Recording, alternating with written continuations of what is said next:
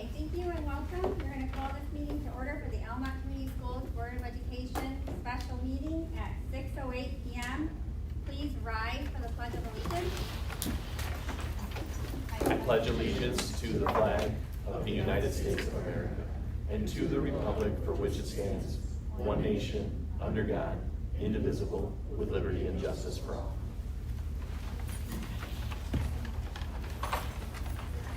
Mr. Burrow, will you do roll call, please? Ms. Rotarius? Here. Mr. Burns? Here. Mr. Burrow here. Mr. Wade? Here. Ms. Ankley? Here. Mr. Eckert? Here. Ms. Smith? Here. We have all 7 members present. Thank you, Mr. Burrow. Adoption of anybody in the audience like to be recognized?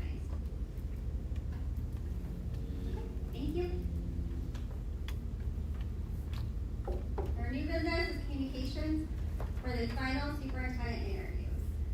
So before we begin our final discussions this evening, I would like to take a moment to recognize the extensive and thoughtful process that has brought us to this point in the superintendent search for Almont Community Schools. The Board of Education is deeply grateful to all members of our community, our staff, and everyone who participated by providing feedback, attending meetings, and engaging in this important work. Your involvement has been invaluable and reflects the strong commitment our community has to the future of our district. I would also like to extend a sincere thank you to my fellow board members.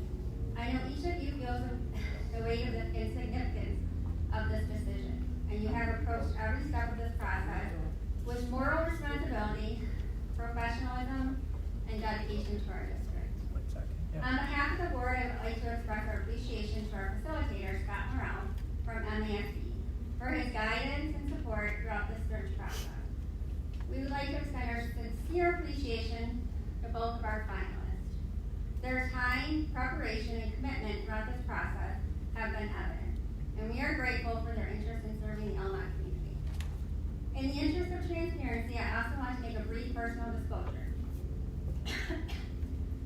Over 20 years ago, when I volunteered at a Mayo Cal camp, my path crossed with candidate Ackerman.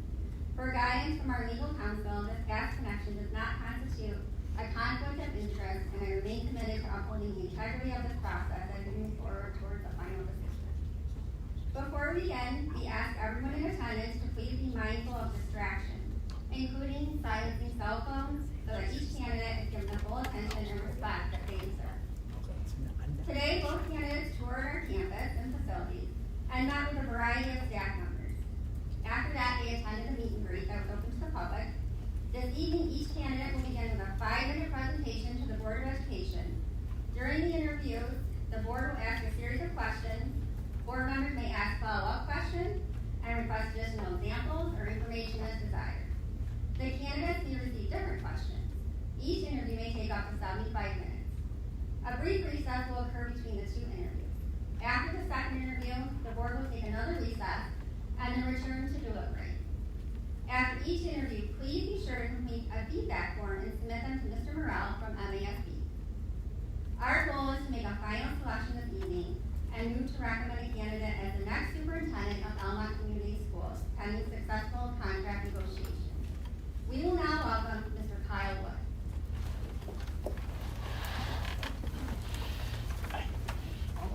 Thanks for having me Welcome back. Hey, thank you. Nice to meet you earlier. Hi. Hi. Can you see everyone again? Yeah. Hi, welcome back. Nice jacket. Thank you. Up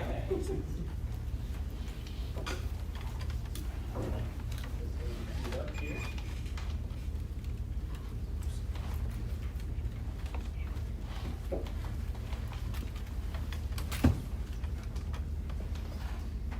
Did have just a copy of the presentation. Thank you.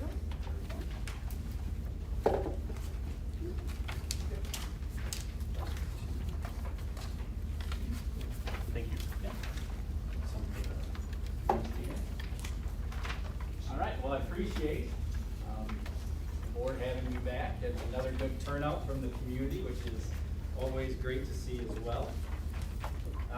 Before I get started, I did want to introduce my family. So in the back there is Suzanne. She's a special education teacher at Yale. And we AERs, I think third was the lowest, a lot of firsts in the county as far as scores. Supportive culture, dedicated staff and leadership. The staff kept talking about the staff, how much the staff care about students. And so those are things that we can really build from. Those are strong foundational pieces. And so priorities to address, this is basically from the strategic plan. I know I talked about some of these at the meeting or our first interview. Attract and retain highly qualified staff, master staffing plan. The part I really appreciate about the strategic plan is it's focused on people, right? We are a people industry, and 2 of the 4 directly relate to people. The other 2, I think, in a roundabout way do, but that's just great to see that that's where our focus is on our people. And then we want to promote Almont Community Schools with strategic communication and marketing. I did some work, and I saw that we have an agreement in place with K-12 Media, who I worked with in the past. So I appreciate, Mr. Burns, when I said that previously, you kind of gave me a look, and I prompted in my head to make sure I did some digging. So that familiarity, I think, will work well. I saw the video over the week, I think it was over the weekend or maybe end of last week that was released. Great idea to spread that word about the great things that are happening here. And then strategic facility planning. I think everyone knows where we're at with that, right? As far as we got the operational millage coming up with the non-homestead renewal.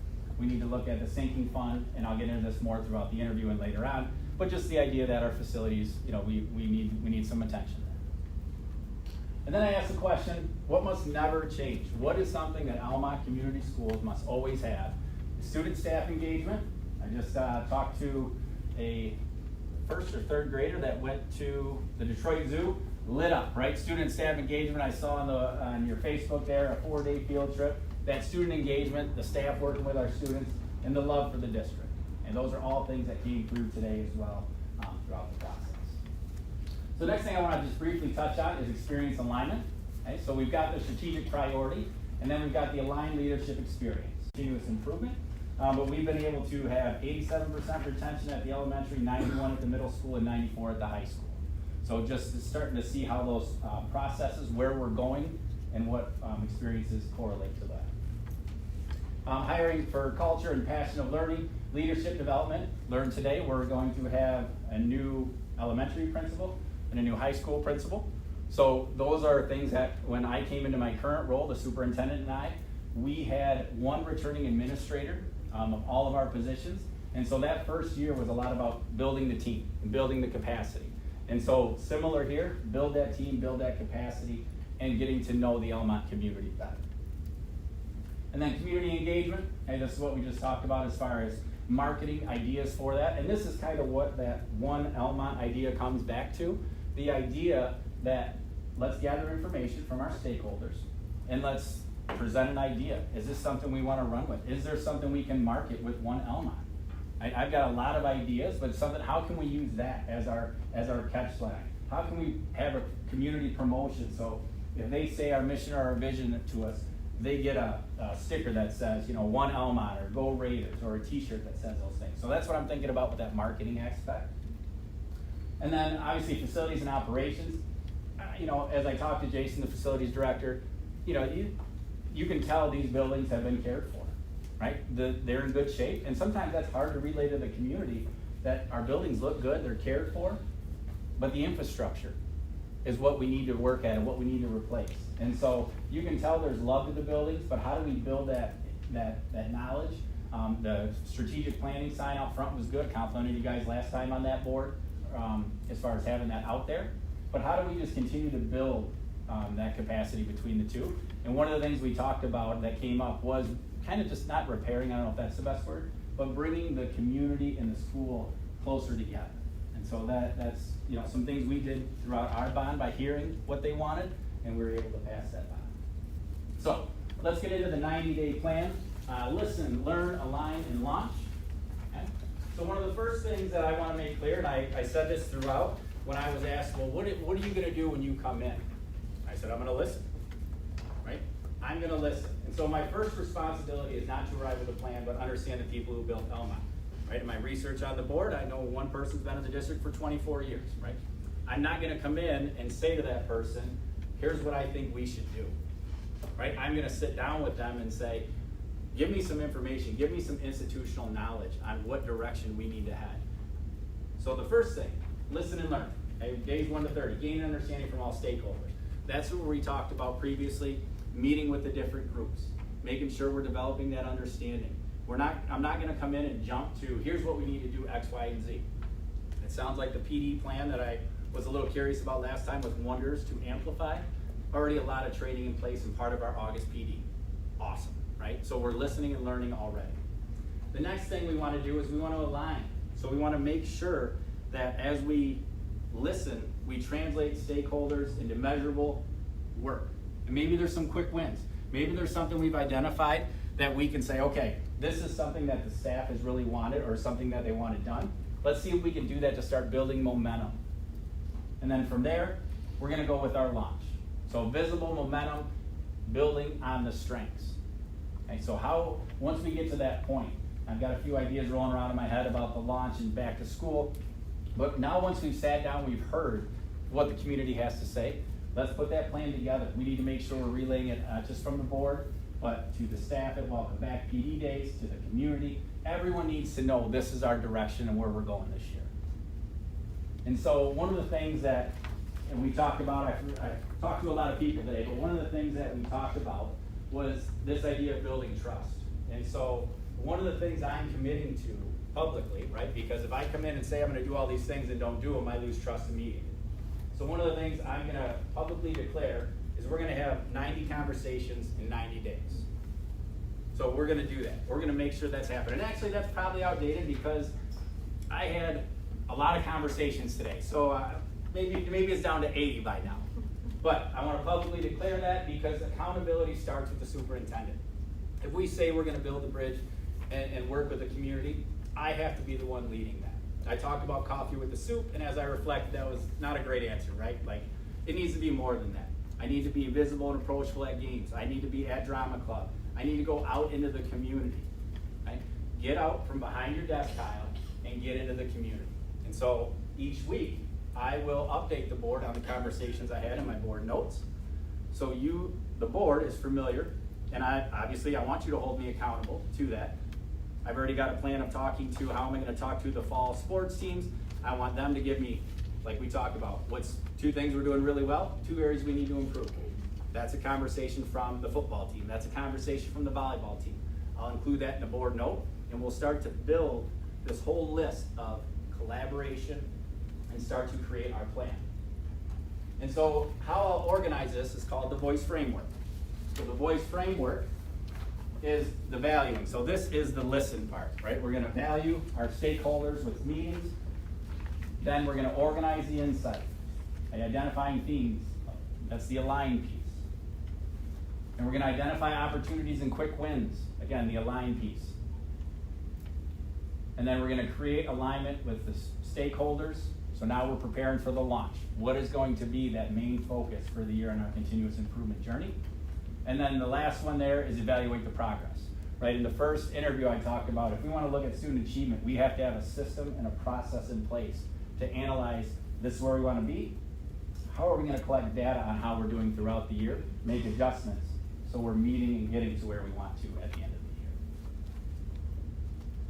So the outcome, what I really want to emphasize is what we hear will be our direction, right? We want to hear from all stakeholders. Come in, I'm not coming in with a plan. I want to come in and develop one and create and grow together to create that plan. So that would be my 90-day plan and beyond. Questions?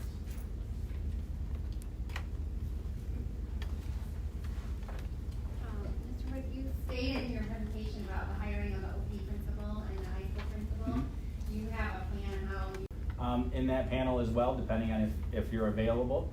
But that's usually the committee. I want to make sure we've got a wide variety and a lot of voices in that committee. So usually 7 to 8, 9 people. Usually we have a first round interview that's a little shorter, and then we come back with a second one that's a little longer, similar to this almost, a building tour, second round interview. Sometimes we'll even have like a meet and greet with more staff members. So yes, I have a process in mind for hiring those positions.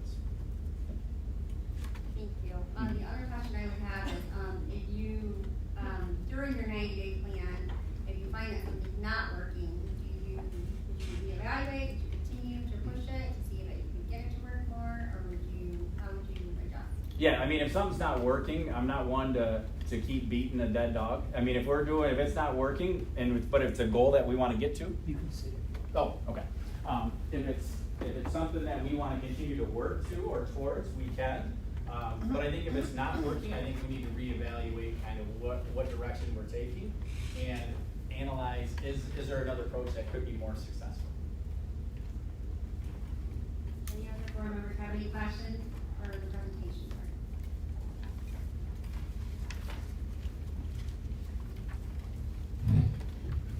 Okay, so Mr. Wood, we're gonna do, kind of the same style that we did the other night in the round robin, format, so thank you for that presentation.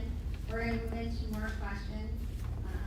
Board members this time can ask follow-up questions, clarification questions, ask for additional information. Sounds good.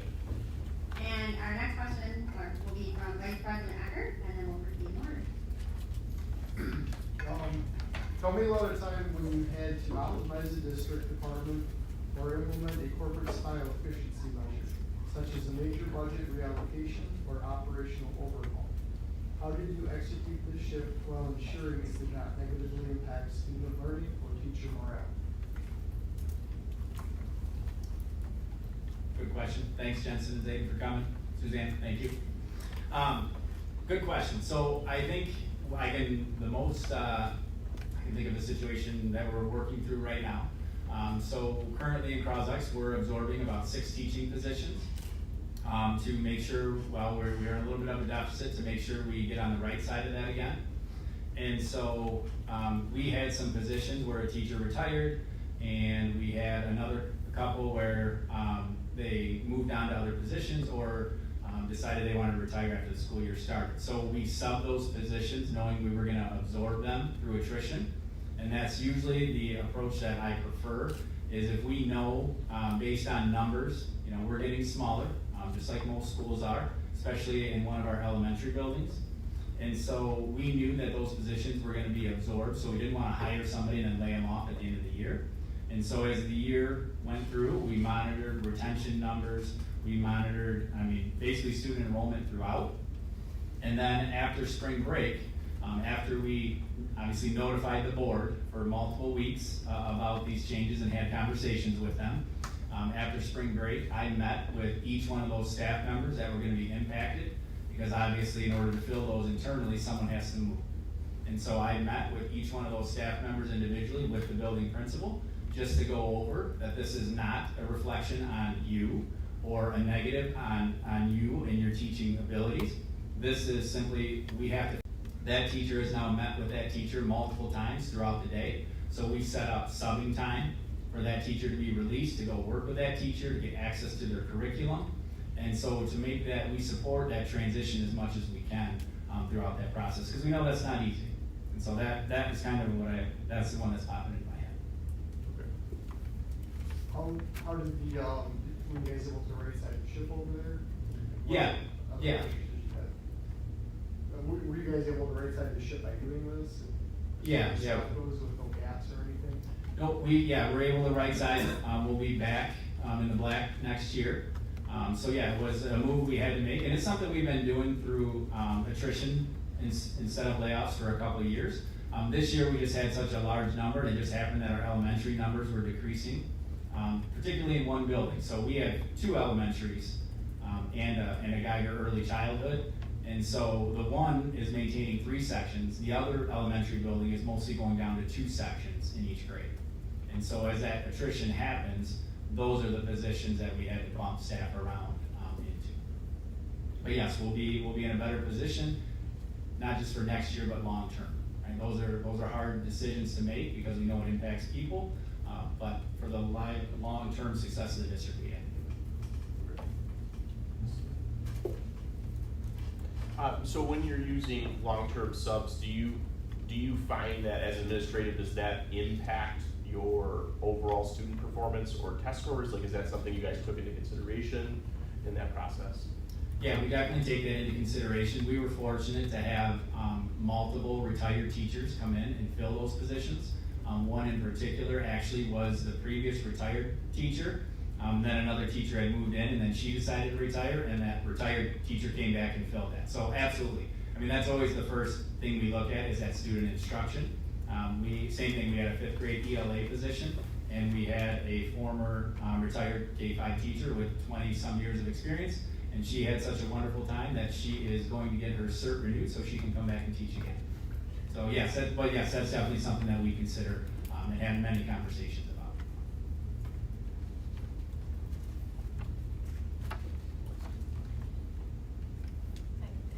How do you engage parents and community members who may disagree with district leadership?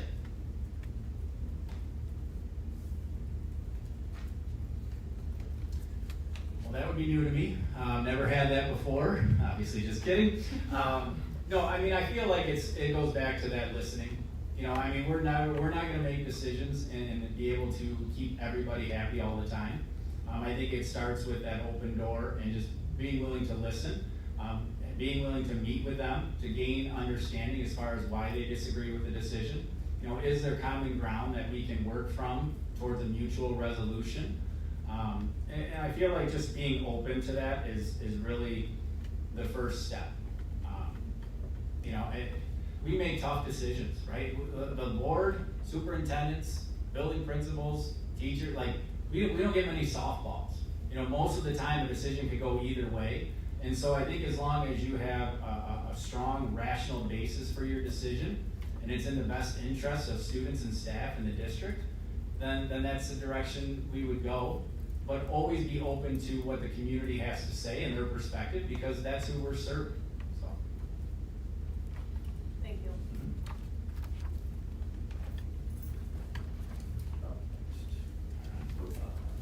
Mr. Wood, we are proud of our academic performance while also facing significant facility needs. How would you prioritize and communicate difficult financial and operational decisions without compromising student achievement?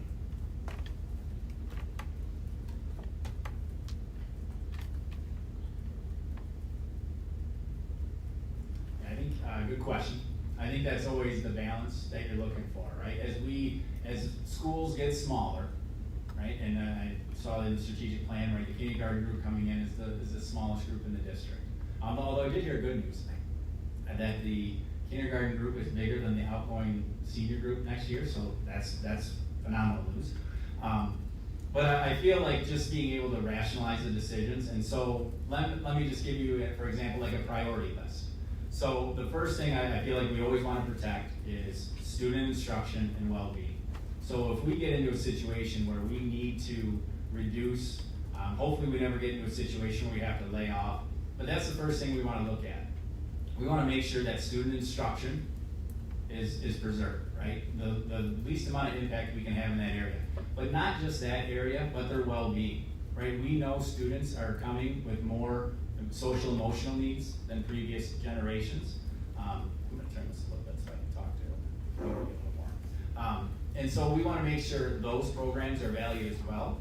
And we also need to make sure that we're evaluating their effectiveness. So if we have a curriculum or if we have supports, we need to be evaluating them to make sure we're getting our bang for our buck. And same with our SEL programs, the challenge that is in place. I talked to Holly today, who was very passionate about Rachel's challenge. And so just things like that, like those are student well-being things that is difficult to put a price tag on, that have a dramatic impact on overall student mental health. And then the next one you look at is staff and organizational stability. So we know whenever there's budget reductions, it's going to impact staff, right? We know that. But we also want to look at the organizational stability and how that impacts us moving forward. And we just need to make sure that if we're in a reduction situation or attrition situation, that we've thought through all the angles. What teacher certifications, who all has these certs? How are we going to determine, who's the one that's going to be moved? And as long as we've got a process for that and explain that, and obviously working with the union on those areas, it is important in that role. And then the third is the long-term financial stability. I would want to make sure that any decision that we make is better long-term. I would not want to make a decision right now that gets us through next year, right? I want to make a decision that gets us back on the right track, which is kind of what we've done this year in Croslex. And then you're set up for long-term stability, because I'll be honest, I don't want to have these conversations with staff members every year, right? I don't want to, hey, you've got to go here because these are the reasons why. I want to get to a point to where, okay, we've got our people, our enrollment is stable, and so now we're bringing in a person to replace that, to preserve those academic pieces, those organizational and staff pieces.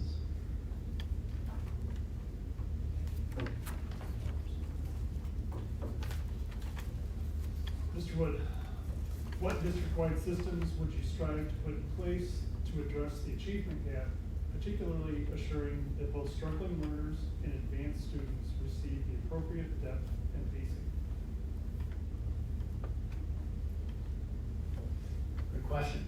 So this actually came up multiple times today, as far as the work that we want to do for our advanced students and making sure we've got offerings that are competitive to surrounding areas. And so that, number one, is great to hear. And I think throughout my career, in the first meeting, I really emphasized the creating opportunities for students and removing barriers. And throughout my career, as we talk about like concurrent enrollment and bringing college classes to the students, right? That appeals to the upper level group.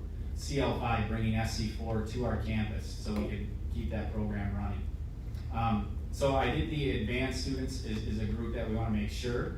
I talked with, I forget his name, but we popped into a classroom. One of the things I'm seeing as a potential addition to that, I see you've got a robust AP offerings and good AP pass test rates, by the way. That we don't have an AP science course. And so that would be something that I would look at. I didn't see that in the curriculum handbook. I talked to, he was the chemistry teacher. And so we talked about that a little bit as an option. And so I feel like there's an opportunity there. And what I've done in the past is when you have multiple AP courses in the sizes of the high school, you offer them in every other year rotations. So if students going into the medical field, for example, obviously they should have AP Bio, right? So they can plan their schedule and their 4-year plan based on that rotation, right? Like we almost got 3 AP social studies courses, right? So if they want to go into that, how do they plan their 4-year plan to make sure they're getting all of those opportunities?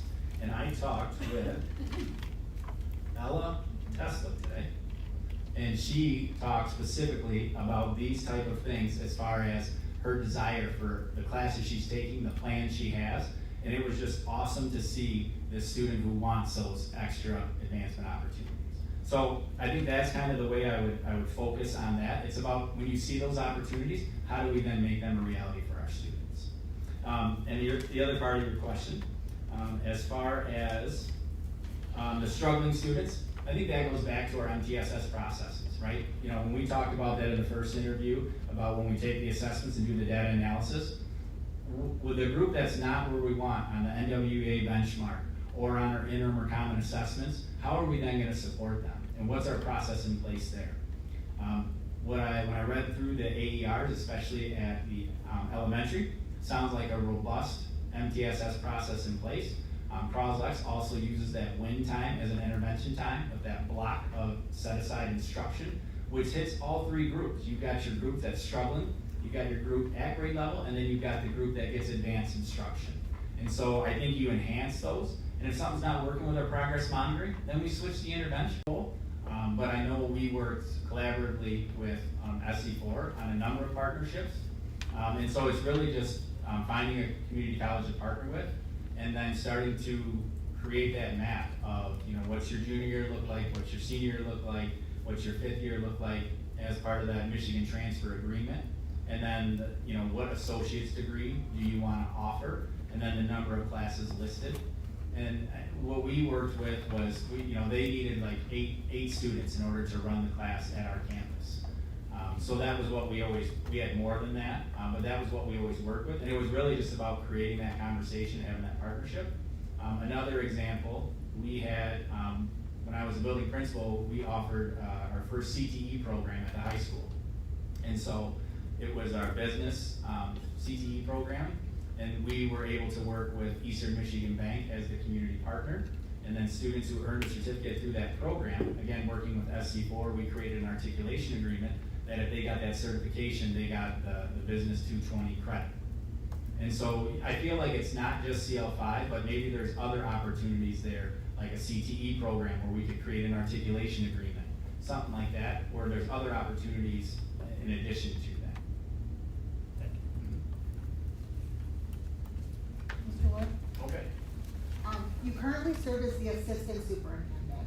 What experiences, leadership skills, and accomplishments do you believe have prepared you to successfully step into the superintendent role? Specifically, how have you demonstrated the ability to lead an entire district, manage complex decisions, and build trust with staff, students, family, and the board? That's a lot. Well, I think, I mean, as far as the assistant superintendent role, this is something I didn't do a good job, as I reflected on my first interview, talking about the different roles. I'm our homeless liaison.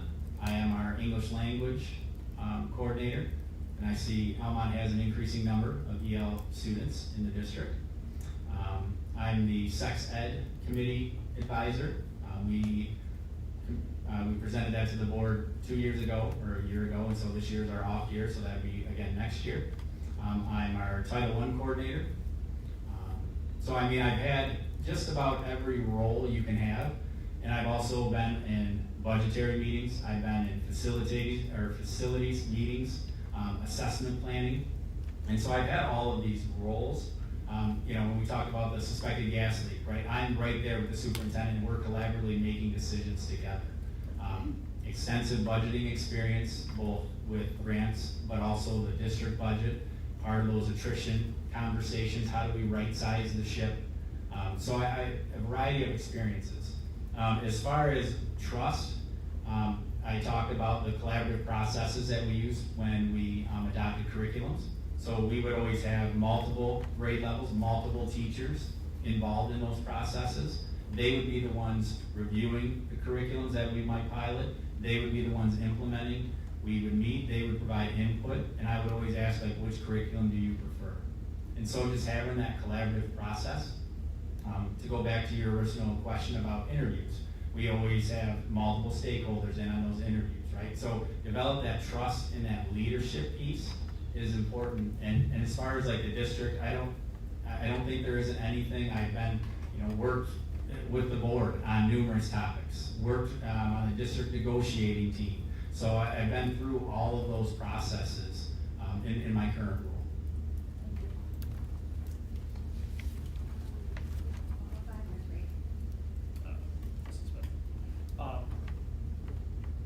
Through research, it shows in 2022 you moved from principal to the director of curriculum instruction and human resources through 2024, and then assistant superintendent. How much in that initial 2-year time frame, 22 through 24, was more grants versus the in-depth budget that you would see as a superintendent? To be honest, it was changed because I was already doing all those things, and so we wanted the title to reflect the work that was going already. So that's why the change was made when I talked with Ms. Moody about that. And so no, I mean, I've always been involved in facilities, always been involved in the budget, staffing, always been involved in those areas. So it was just really to have the title match the role. Thank you. Mr. White, you said that you had extensive budget experiences. Was there any part of the budget that was solely your responsibility, for, preparing, planning, looking at the whole numbers and everything, or was that always collaborative with the superintendent? Yeah, I mean, the state and federal grants part, was my responsibility. Obviously, I worked with the CFO on that. And then as far as building the district budget, I was always part of the team that looked at all the pieces of that. I mean, we collaboratively work on that, we collaboratively look at that. So I've always been a part of that process. And that's what led to the attrition of staff and knowing that we had to make those adjustments. Ms. Moody and I actually met on that numerous times throughout the year. And then we talked with the CFO and said, here's our plan to kind of reduce this deficit and work through the numbers with that. We monitor the funding. Another thing that I was instrumental in is Chromebook. We put them on a rotation. Previously, every 4 to 5 years, we would just buy for the entire district. And now we're on a rotation, so we have a fixed annual cost. So we know that each year we're gonna buy Chromebooks for an elementary grade level, 5th grade and 9th grade. That keeps our rotation good. So a 5th grader uses it through middle school, gets into 9th grade, gets a new Chromebook. And so to make that an annual piece rather than just a big item every 4 to 5 years, that was something that was our idea, but it just, that process. So I've been involved in all of those small and big budgetary processes. Thank you. Mr. Wood, give me a second to take a drink there. You're good. What is your process if you don't know a topic well? You brought up like Chromebook rotation, or maybe there's a facility, like we just put in a new track this year, something that you have not a lot of experience in or haven't done before. What's your process, like collaborating with staff to figure out that system? Yeah, we actually just put in a new track this year too, so kudos. I think number one, I have a great network of superintendents that I can reach out to and gain information on. Obviously, I would reach out and work with Kathy to know some of the district history as far as some of those decisions if it was specific to budget. I'd reach out to Jason if it's something with facilities. So I mean, you have a team for a reason. I mean, I don't plan on making any of these decisions in a silo, right? We've got a team of directors, we've got a team of admin, we've got a team of staff in the community, and obviously the Board of Education to make collaborative decisions. And so that would be my approach if I didn't know something, and even if I do know something, I'm gonna reach out and say, hey, Jason, like, you know, this was the next thing on our priority list. What do you know about this? I need some background information so I can accurately talk about it with the board. Or Mr. Zimmerman, you've given me a prioritized list of athletic, the next highest priority item that we need to replace. Give me some details on this. Where's this history coming from? So I'm a details kind of guy on those things because I want the information and then I want to share it with the board to make sure you always have that information. So it's always a team approach with me. Thank you. Yeah.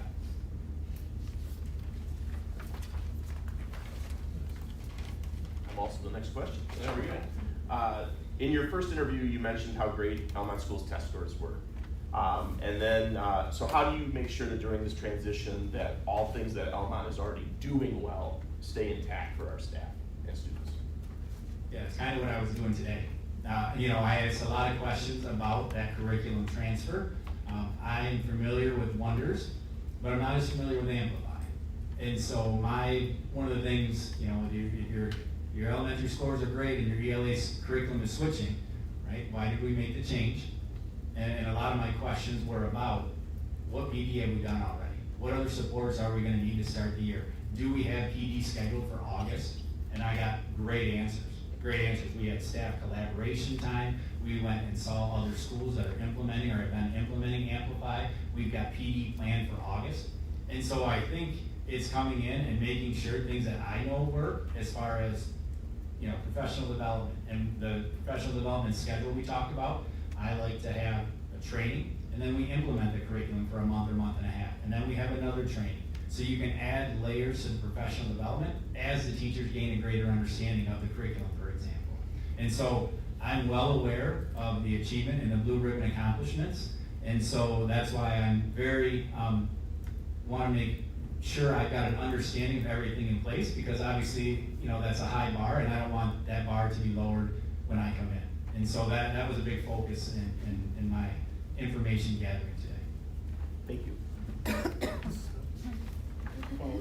Mr. Wood, as far as the curriculum goes, like, what's your approach on, like, I guess I'm gonna call it heavy-handed, like, are you of the type that is more heavy-handed about, like, okay, this is the curriculum we decided we're gonna do, we want all teachers to do it the same way, or is it really more for the teachers to use that as a guide and kind of add their own bits to it as they see fit? Yeah, I think it's a little bit of both of those, to be honest with you. I think, number one, if the district makes a substantial commitment to a curriculum, right? Curriculums are not cheap. I like to do longer agreements. I tend to do 6 to 8 year agreements just because the piloting process and you know, implementation dip and those things take away from what you previously had in place. So once we adopt a curriculum, the expectation is that yes, like that's the curriculum we're gonna teach. However, what you find when you implement a new curriculum is there tends to be different gaps that you don't know about. So then how do we scaffold those gaps, right? A fourth grader moving into a first year amplified curriculum is not going to have the previous 3 years of teaching. So that fourth grade teacher is probably going to have some scaffolding from previous materials to help those students fill in those gaps and scaffold that learning. Now, as that first grader moves into second grade, and then the third grade, and then the fourth grade, you see that cohesion come tighter.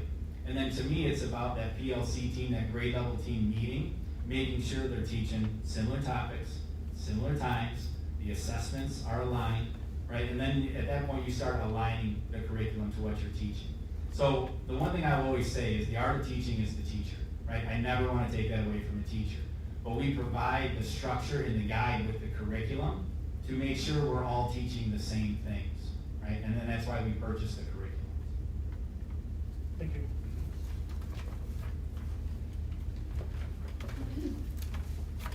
Mr. Wood, if appointed as the superintendent of Almont, the first priority task would be to hire new principals for the high school and primary school. What process will you use and how will you include staff to ensure that they have a voice in this process, all while learning the culture and climate of the district? I know we talked a little bit about this already, but if you want to elaborate on that. Yeah, I mean, I think, again, coming in, right, we know that I'm gonna need to support those new building principals, which I know I can do because I've done it many times. But I feel like it will need to be a collaborative decision for sure. And so, like I said, the committee, would be obviously myself, other building administrators, teachers in the building. I like to get a variety as much as possible. For the high school, I want multiple subjects, department heads in on that meeting or committee. I always like to include a parent from the community and then a board member if it works, you know what I mean, as far as the time commitment. Sometimes I've done a student on there, especially at high school. Obviously, it's more relevant at the high school level. I'm not gonna bring in an elementary kiddo for the elementary position. But then that committee is the one that makes those decisions. And what I normally do is all the candidates that apply, I share that with the interview committee, and we all mark who we want to interview. And so I'm one person in that process. And so that's how I've always approached it. And I mean, especially coming in here, I would rely heavily on the staff in place because they know the building culture and they know what that next person needs to be or what they need to bring to the table better than I am. And that will honestly probably be a learning experience for me to learn more and build some camaraderie and team within that interview process. And then, like I said, there's always a first interview, always a second interview. The first time someone can go and knock your socks off, right? Hopefully I did that first time. And then you gotta come bring them back though and say, okay, was this person for real? Is that who this person really is, right? And so 2 interview process, and then make a recommendation to the board. So the 2 interviews, are those both with the whole committee, or do you do like an initial screening interview before it gets to the committee? No, I mean, I've done like a quick interview before, but I like to do, 2 more full interviews. And yes, the whole committee, is there for both interviews, for sure. Yes, yeah. Thank you.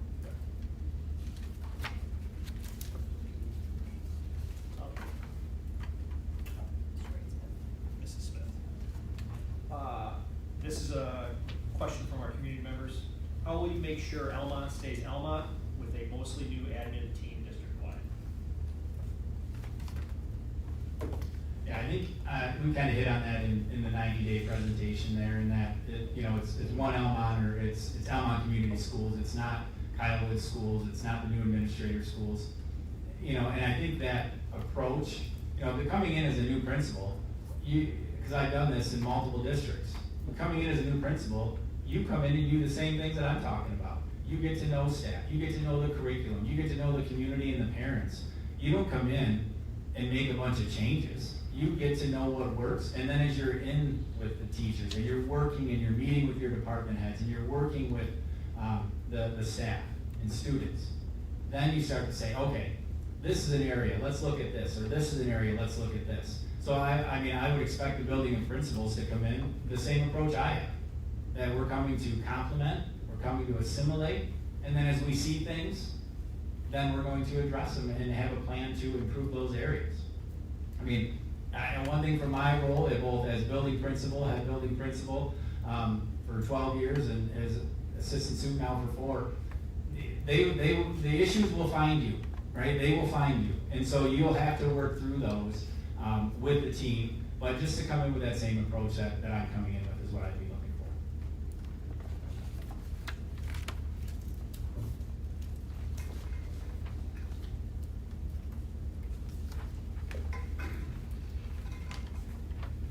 This one gets to crisis management. Describe an example of when your organization faced an immediate acute crisis that threatened the following: physical safety, operational security, public trust. What immediate actions did you take to control the chaos, and how did you manage communication during the first critical hours? I mean, I think the one that's popping in my head is that suspected gas leak, but I'll go a little further as far as how we handle that situation.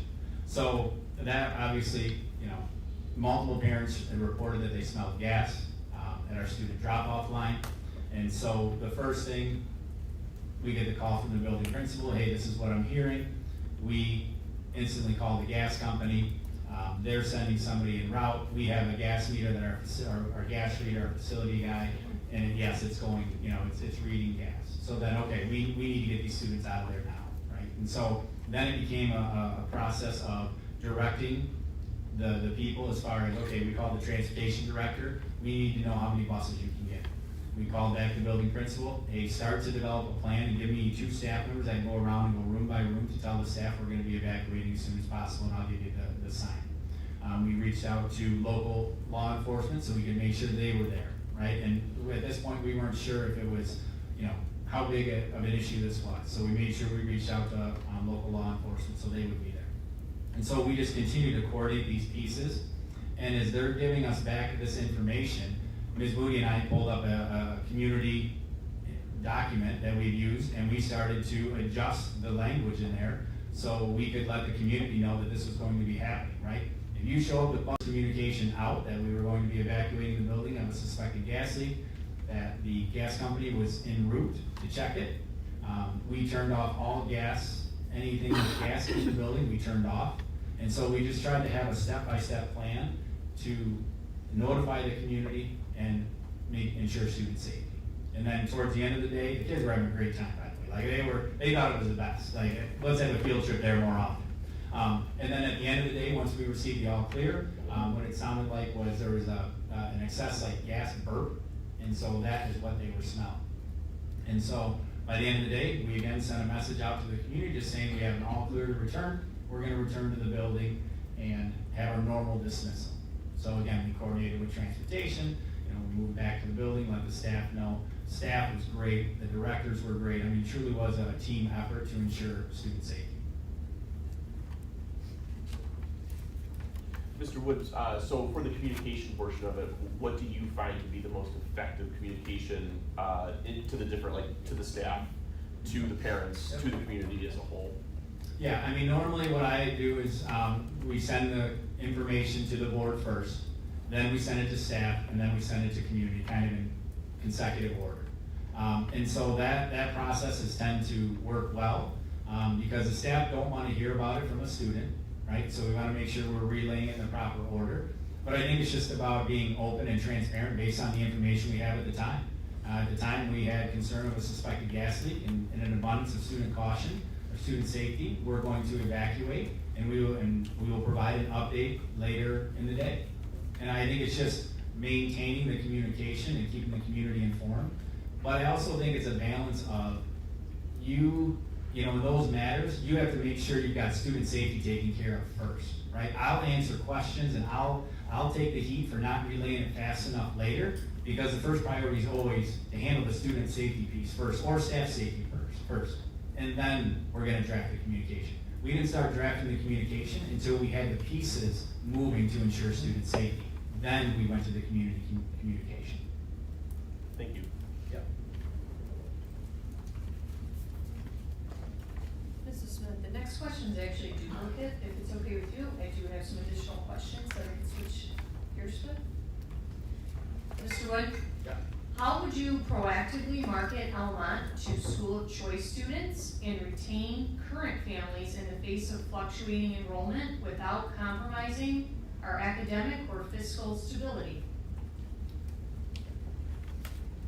question. I think that goes back to the strategic plan goal, right? I think that's, starting to work with K-12, the video, like I said, that I watched. And I just think it's creating that based on that feedback we get. How do we spread the word, right? We've got the Facebook page, we've got the partnership, but how do we want to do more with communication? How do we want to market the district? And I've already been thinking about, okay, like if, hopefully I'm the one, by the way. If I'm the one, then, I want to do more than just like yes, you can do a welcome or introductory letter. I want to do something where, we send out a letter, Richmond just did a nice job posting their information, for example, about, their new superintendent. And then I want to have, I want a video or a name with a face. And so here's what we've noticed, or here's what we're going to be working towards. So people are more apt to watch a video, a short video, right? When you think about the reels and things nowadays, people want short video updates. So how do we market that idea, and whatever that is, right? I just threw out the one Almont idea because I thought that stuck with me.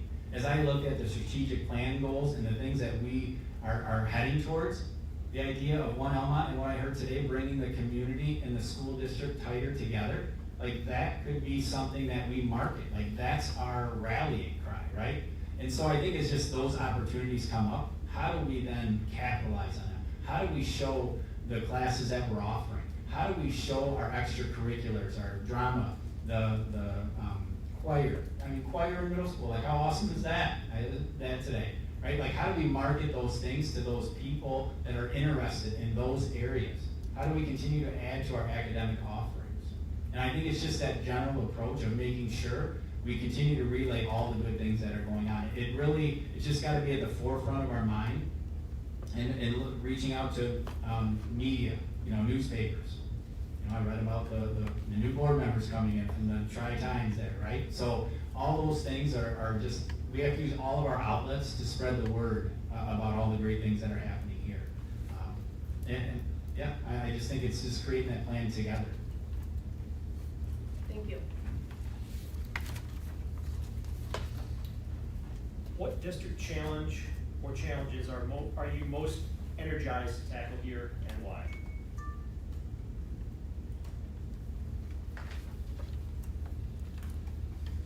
Question. I think there's two. One is about attracting and retaining the highly qualified staff, just because we're a people. We're a people business, and we need people who are passionate about education and teaching and learning. And the one thing I will say, two things I'll say about this on the tours today. One, there's a large number who went to Almont and then came back as staff members. And so that shows that they had a wonderful K-12 experience, right? And then the other piece is just, again, that love for the community. And so how do we just continue to build on that? I heard that we're having trouble filling some positions. So how do we attract and retain those staff members? And I think that is something I'm really looking forward to. I want to know some of the recognition things we do for staff. I've got a couple ideas that I would like to ensure that become part of what we do. But it's just about building that community of trust and making sure they have a voice in the process and that their opinions are valued. And that's the biggest seller, right? Whenever a person wants to apply for a district or go somewhere for teaching, they know somebody in the district and they reach out to that person.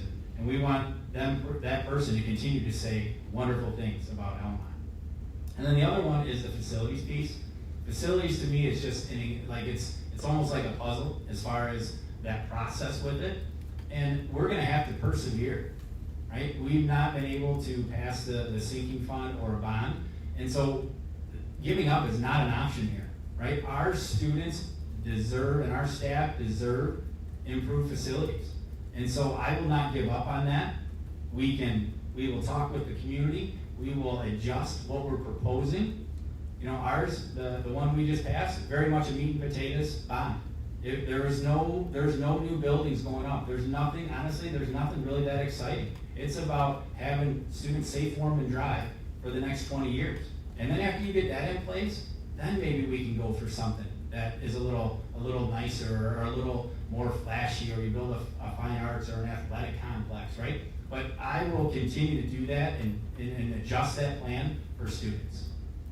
So those are a couple that I'm pretty excited about.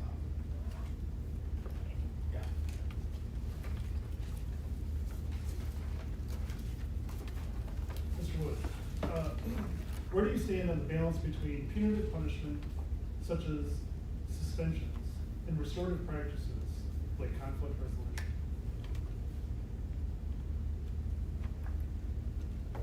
Well, I think it's just that, we're required, to utilize and restorative practices, right? So before we, suspend a student, then we need to make sure we've met all the criteria for being able to do that. And so, do I believe in holding students accountable for their actions? Absolutely, right? Yeah, absolutely. I mean, there has to be accountability, and the number one deterrent of, misbehaving is consistent consequences.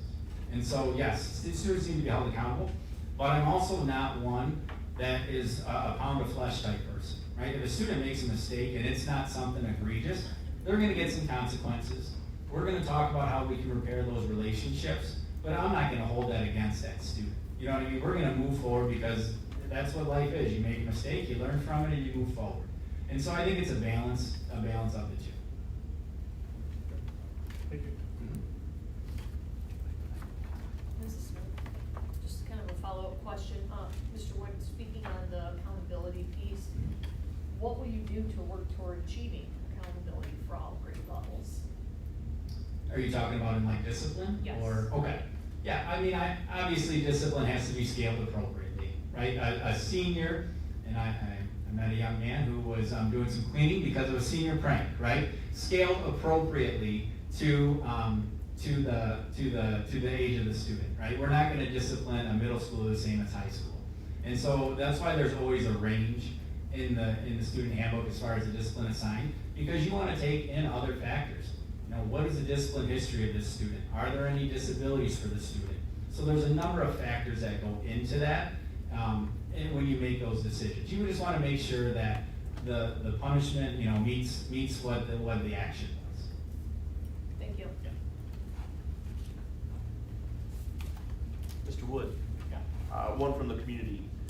Can you address the new cell phone law in schools for Michigan, and what do you envision for our school?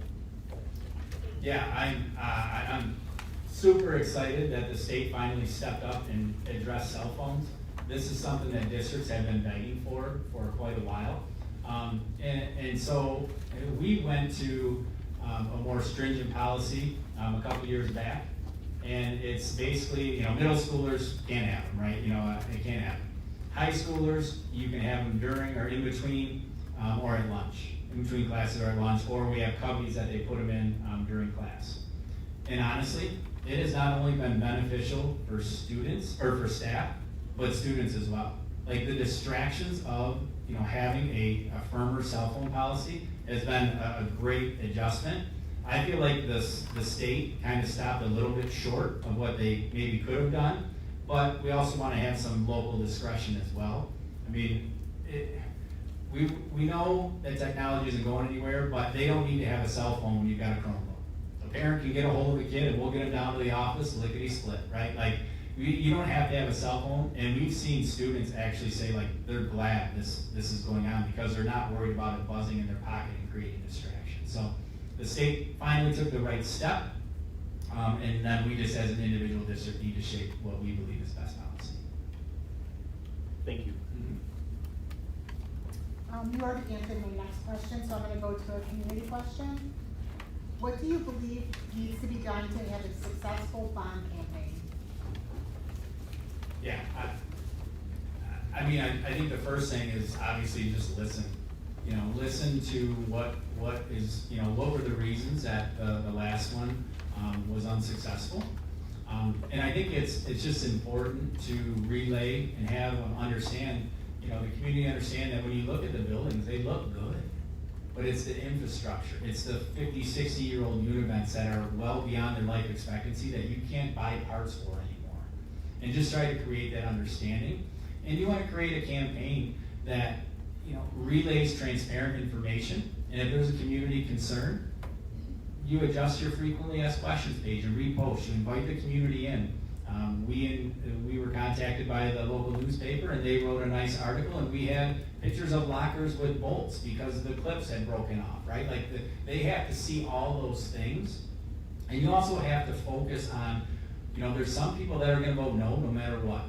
And so what a lot of campaigns focus on is you have to make sure your yes voters turn out and vote. You know, relay that message. You can't just say, oh, well, someone else is gonna vote yes for me. They have to be actively sought out to make sure that they're the ones voting as well. And I think it just comes down to transparency, listening. So one of the things that our staff continually said was they wanted air conditioning in all the buildings. And so we made sure we worked that into the plan for each building to have air conditioning. Because that was the one thing that came up so often in our survey. Our facilities assessment, you know, air is a luxury. Well, I think if we wouldn't have included those things, listening to the community, then I don't know if it would have passed. And so I think it just starts with that. And it's sometimes tough for the community when they hear the dollars.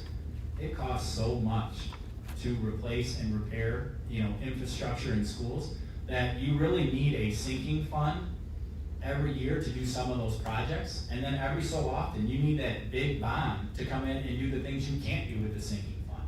And it's just gaining that understanding, I think and listening is that first step.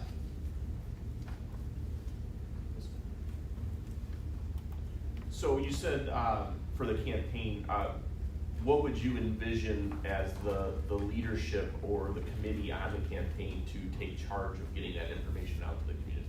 Yeah, and a good point. So when we worked with Clark Construction, and so they worked with us as far as creating that bond campaign, right? Like we had, our multiple people interviewed, and we posted those. We posted frequently asked questions, absentee ballot information. You know, we had the boards made, so the open houses, they were there. And then at each building after that, the community, every person that came in saw these specific improvements at that building. And so you work with a bond campaign that kind of takes you through those steps and processes, and then you create the material, right? Because we know the community, then we would say, no, we want to do it this way because this will have a greater impact with our community. And so, and based on the facilities plan and the feedback from the community, that's what we focused on. You know, we've got a parking lot in one of our elementaries that's awful.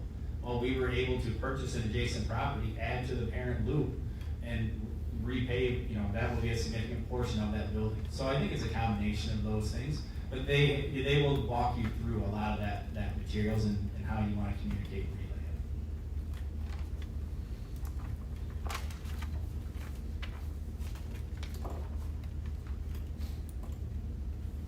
Back to me. The school board during the course of this search has stated that being strong in finance is extremely important for our future superintendent.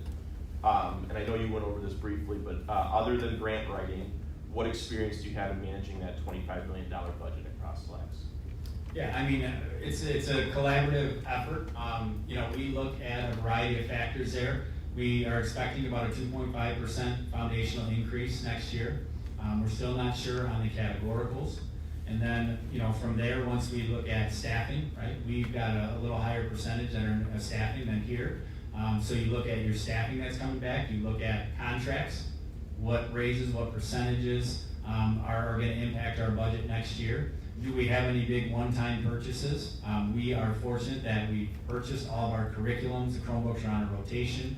I think we're going to hold off on a bus for next year or only do one. And so you just look at each part individually, and then you move down the line. Okay, athletics, we're looking at safety nets because that's the next piece that they prioritize. So you look at that individual budget in the athletics, and you say, okay, last year you did this. This year we're going to do this. Is there a difference there? Okay, where does that extra money go if there's some in that? Same thing with tech. So you go by department on through, meeting with the building admin. What do you need in your building? And then you adjust their budgets accordingly. Like, I'm not a big fan of just rolling a budget over. It's a place to start from. But we know year to year those budgets are going to be different. And so looking at each piece of that is how we collectively build that $23 million budget.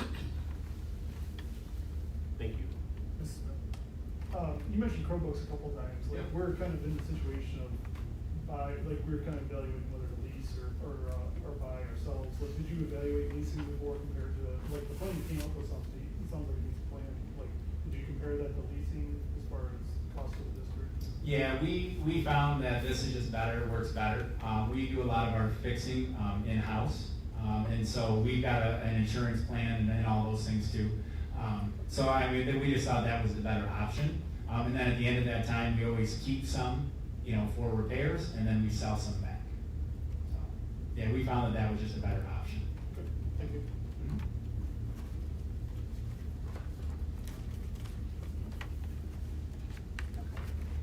Share your experience with facilities management and passing bond issues or villages. I know we've talked about this. So how would you communicate a little bit more on like some of the bigger capital improvements? Like I know you talked a little bit about marketing and stuff. Like just if you want to expand a little bit more on that. Yeah, I think the biggest part there is, having, once you have a facilities assessment done, and creating a prioritized list.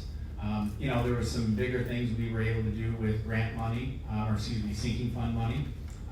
So we replaced both the boilers last year, and then we utilized 12E funds from the state to offset those costs and save almost $300,000. And then that $300,000 rolled over with the sinking fund. And so I think it's a similar approach as far as, when you've got those sinking fund dollars, you're prioritizing those. And then as you continue to trickle down, you want to maintain that prioritized approach with the monies you have. Another option that could be something that I've done some more research on as far as an energy optimization bond. That's where you don't necessarily, it can extend bond dollars, or you can work with the company to have an energy optimization bond, and that's a way that could get some money for some of those facility projects as well. It basically is takes your energy savings and you recoup those energy savings in front, and then it's sent out over time.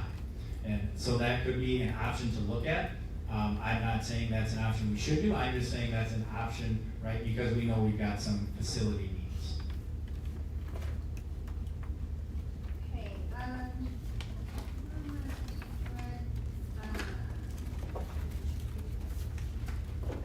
we appreciate your interest in the position. Is there anything else that you'd like us to know about how you lead Almont Community Schools?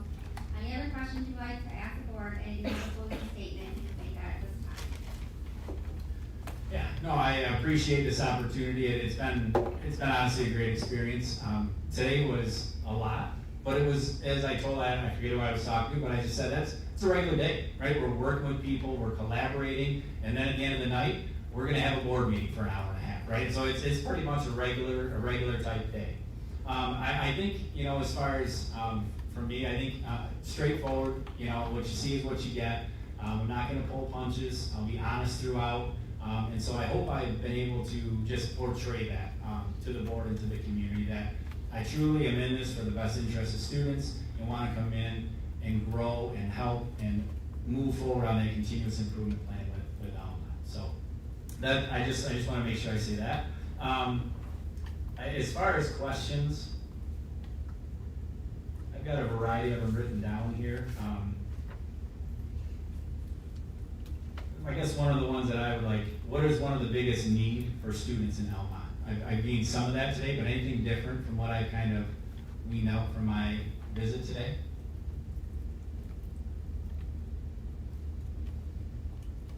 I think probably the biggest one that I've heard in the last couple weeks is some offering of some different curriculum. Okay. So, that more robust, some of our AP classes. We had some really amazing conversations with some middle schoolers who would like to even expand more on their programs there. Our middle school principal is in the room, and she's done an amazing job so far, so I really appreciate all that she is doing. But they're looking for even more options. Kids, as you know, are getting into stuff way younger, and so they want more and more options. So I think programming or curriculum. Yeah, and we talked about that today on the visit as far as those elective opportunities and scheduling them differently, which I think is a great approach. I think the other ones you've asked, what challenges require the most needed. I think we've got a couple building administrators talking with the union today. We've got some negotiations to get through as well. So I think those will kind of be, the big challenges coming in. So, I think I'm good from my perspective. I appreciate your time. I will say to the community, the board has done and very thorough reference checking calls. I've gotten messages from people that I didn't think would have been contacted, and honestly, it's great. It just shows the importance of this position, and so I do appreciate it. The community, you know, the board is taking this very seriously, and the community needs to know that. So kudos to the board. You know, if I'm not the person, Jordan and I know each other from back in the day, so I mean, we've talked today, and so you're going to pick who's best. I hope it's me, obviously, but no matter what happens, I wish Almont all the best moving forward. So hopefully it's me, and we get to meet again. Thank you so much, Mr. Wood. If anybody in the audience has taken the time to do the feedback form, please make sure you give that to Mr. Morrell, and we will be taking a brief recess.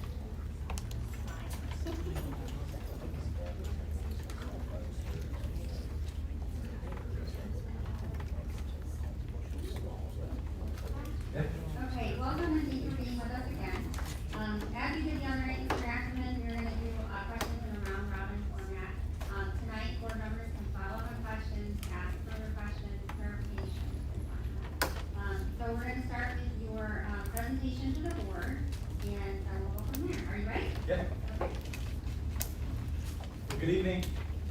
Thank you for having me back. It's an honor to be back and selected as one of your final candidates. Almont's a fantastic district, and I learned that throughout the day today, just kind of talking with teachers, talking with administrators. Many of your staff had great things to say about the district, and it's an exciting opportunity for me. So I'm going to present to you my superintendent entry plan. It contains 3 phases. So there's a pre-entry phase, an entry phase, and a development of next steps phase. This is a little different from like a traditional 90-day plan with that pre-entry phase. That pre-entry phase is put in place there, so if I'm offered the position, I'm gonna get immediately to work. With the hiring of 2 administrators needing to happen, we need to jump on this right away. We can't wait until July 1 to begin the process. If we wait until July 1 to start talking with people and engaging with the community, we're not gonna be setting our teachers and our students up for success once we start on day 1.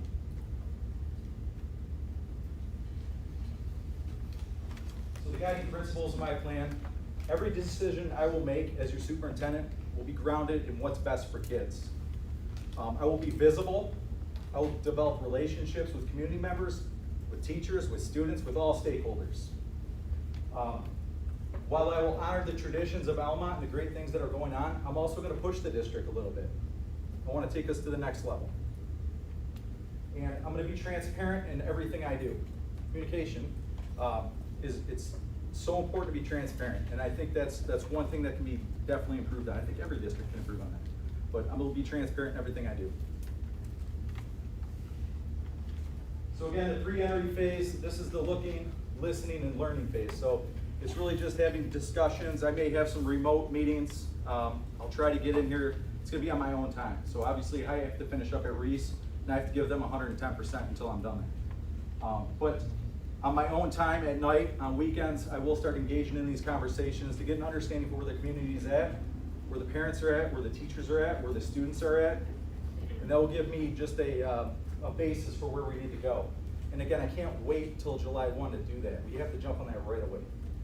I'll also be collecting a lot of data and going through that data to find out where test scores are at, where the test scores are at, and just our enrollment data and everything like that. Again, just a data gathering. And that'll take me into phase 2, which is entry.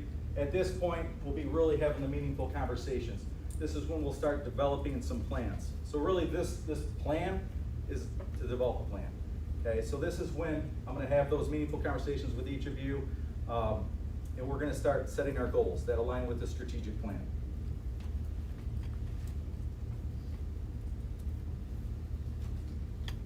Then we're gonna develop the next steps. This is where we're aligning the expectations. This is where we're putting it in writing, and we're gonna develop an accountability chart on our website so people know exactly what goals we're chasing and when we accomplish them. Again, that goes back to transparency. I think it is so important that our stakeholders know where we are heading and when we're gonna get there. Thank you. Any other questions on the presentation?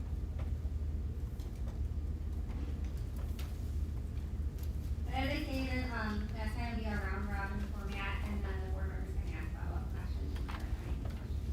Our next question will be asked by Vice President Eckert. Yes, how do you define a healthy school in district culture, excuse me, and what strategies would you use to support staff morale, professional growth, and retention in Almont while keeping the district Almont? If you encounter concerns about culture or climate in Almont, how would you diagnose the issue and begin addressing it? A lot of questions in there. If I come back to you, I apologize. But I think that process begins, today, as I was walking around listening to teachers and listening to other staff members, just to try to gauge where they are at. I heard that there's a lot of silos within buildings that may not have been there in the past. I heard that maybe teachers aren't feeling as valued as they should. But I also heard some good things too. I heard that teachers are feeling good about the direction of their scores. The scores are doing well, and just the relationships they build with students. So listening, that's the first step in this, and just understanding where everybody is at. You want to maintain what the traditions of Almont are. That's by getting out into the community and being from the area. I understand. My first job was at Rose's Pizza. I was a delivery boy there. So I understand the community. I have a strong basis for it. Just get everybody involved in these conversations. It can't be just one person from each building. That's not going to cut it. We need to get multiple voices in these conversations, and that's how we're going to move forward together. I discussed a little bit in my last interview just about our building level meetings, and that's where we involve teachers. We get them subs for the day, and they come in and they meet with our building principals. And that's where they offer up ideas. That's where they offer up solutions. And that's where they offer up where they want to go and what they want their professional development to be on. And the principals take that to our district level meetings. That's with me and my team. And they bring that to us and we discuss it. And if it's a good fit for the district, it likely is. If it's coming from our bloodline, the teachers, and that's where we make our moves. Did I miss any part of that question?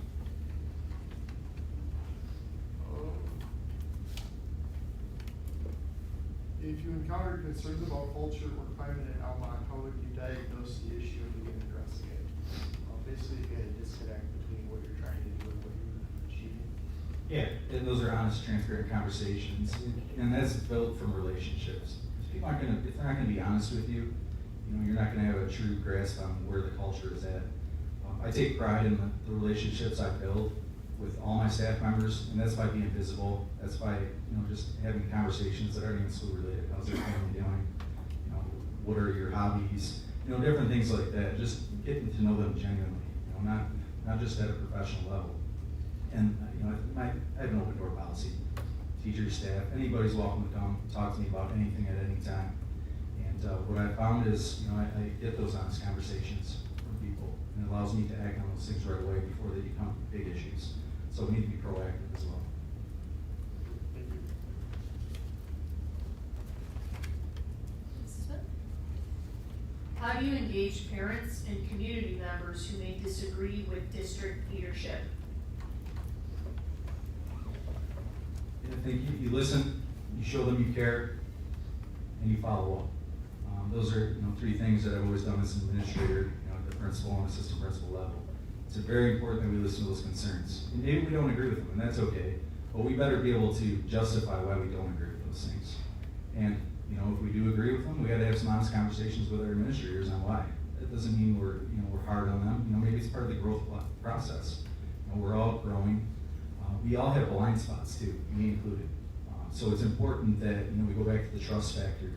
When I'm working with my administrators, it's very important that they tell me if I have a blind spot or one of my blind spots is coming through on a decision.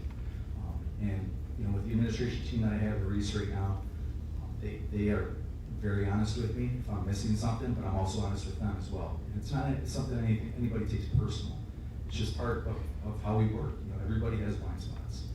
So again, back to honest conversations, back to building trust, back to building relationships. Thank you. We are extremely proud of our academic performance while also facing significant facility needs.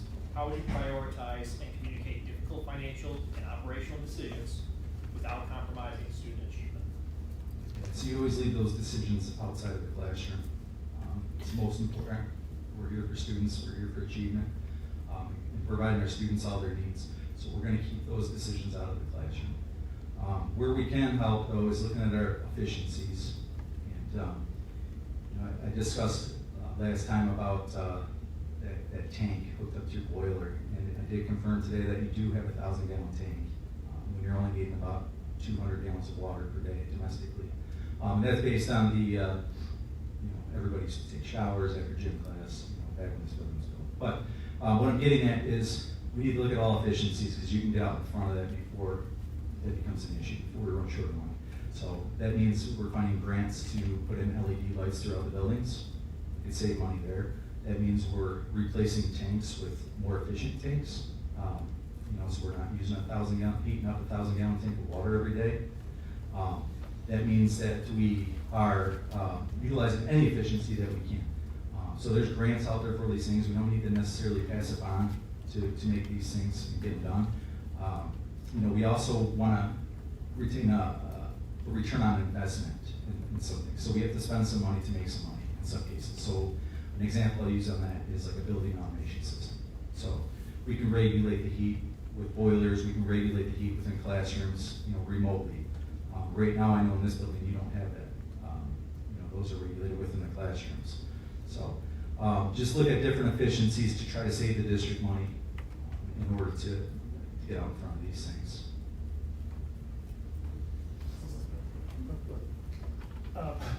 Mr. Ackerman, you mentioned some of the efficiency and everything. Would you look to fund that through like a energy bond type thing? Would you try to do it through our normal sinking fund and a bond in the future? Like how would you look to fund things, like to improve those efficiencies? Yeah, and Reese, I'm funding that through a sinking fund currently. So it's on a VAS system right now. We just have the bids in, and we're utilizing that because it's going to save us money with our heating and cooling. So that's the best way. But there's also grants available for those things as well. We can, if we have time to put those together. I wear like 20 different hats in Reese, so it's hard for me to write those grants as well. But if I have the time, I can get those things done as well. Thank you. Can you give an example of a particular time when we had to prioritize or communicate difficult financial decisions?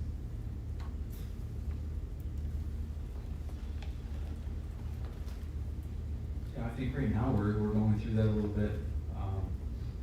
With state aid fund only being increased by 2.3% and inflation being at 3.6%, that's kind of where we're at. I've communicated that to the people in Reese, and we're gonna have to make some hard decisions here.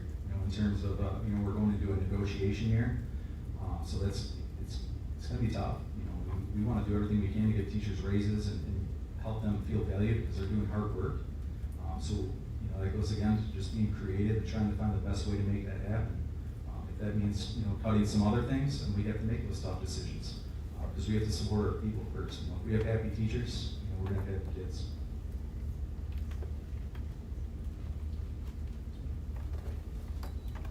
Mr. Ackerman, you mentioned grants for facility coverage. Can you give us an example of one that you successfully applied for and got?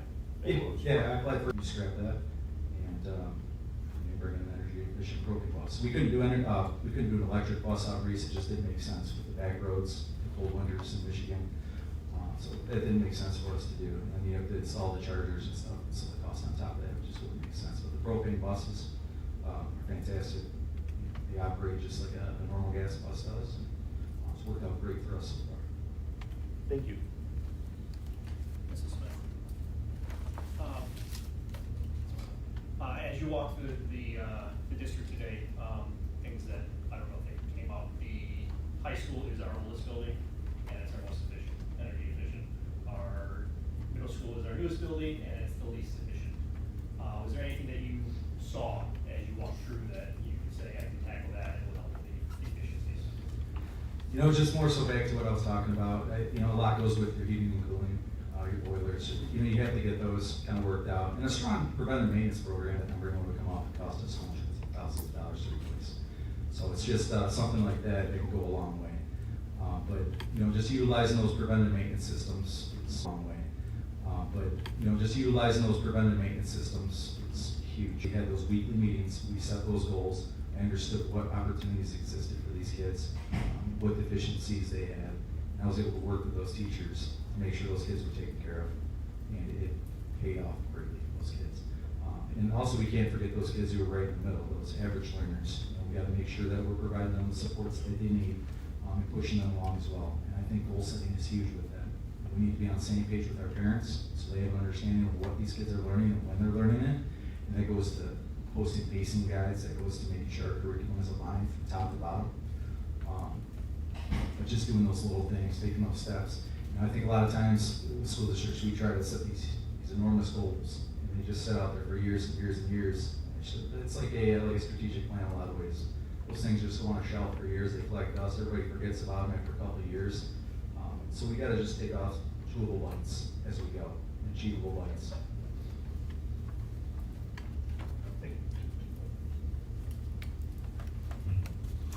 You previously left education to pursue a COO role at Blake's.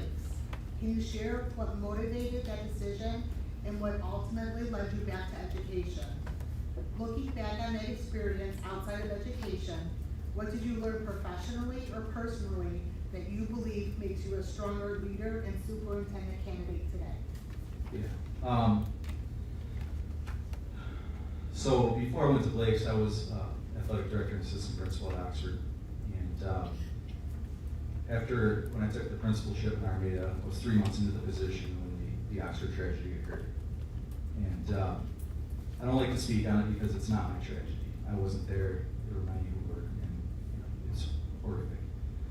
But it did impact me to the point where I had to step out of education. It was, Tate Mears specifically was a student who was in my office, if not daily, weekly for sure. And it just so happened that Armada was hosting a playoff game. They didn't have a field to play on, so I called up Oxford. I said, "Can we use your field?" They let us use it, and that day, I ran into Tate in the trainer's room. He was getting taped up before his game that he was heading out to, and that was my last interaction with Tate, and everything unfolded how it did.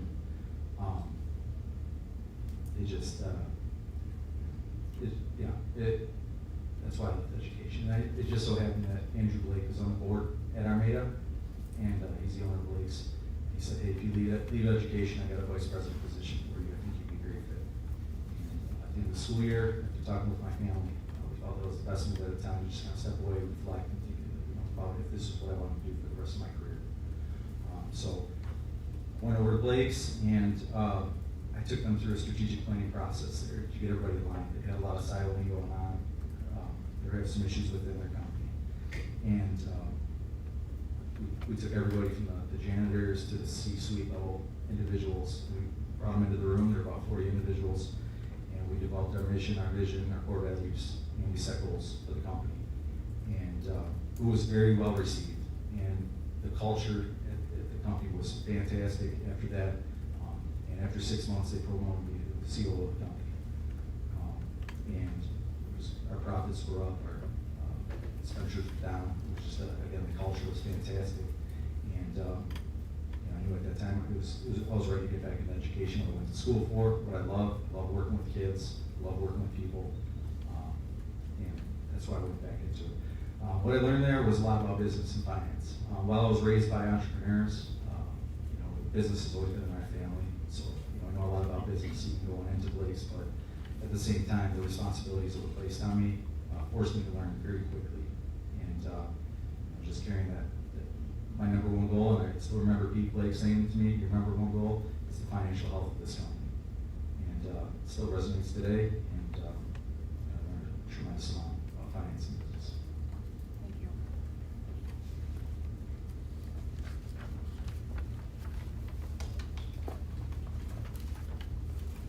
Mr. Ackman, in our first interview, you mentioned working together with a team to leave the room together. What is a time in your leadership role where you couldn't come to an agreement with the entire team and still had competing ideas, and you had to make a decision to go with one or the other? I think, thinking of like hiring, there have been times where I wanted to go with the riskier candidate. The time where it kind of went against the flow of the room, where the room wanted the safe hire, but I've gone with the safe hire before, and it usually doesn't pan out. The safe hire doesn't push the program. The safe hire doesn't push the classroom. So sometimes taking that risk pushes things, it gives you that positive momentum you need to change the culture and to take things to the next level.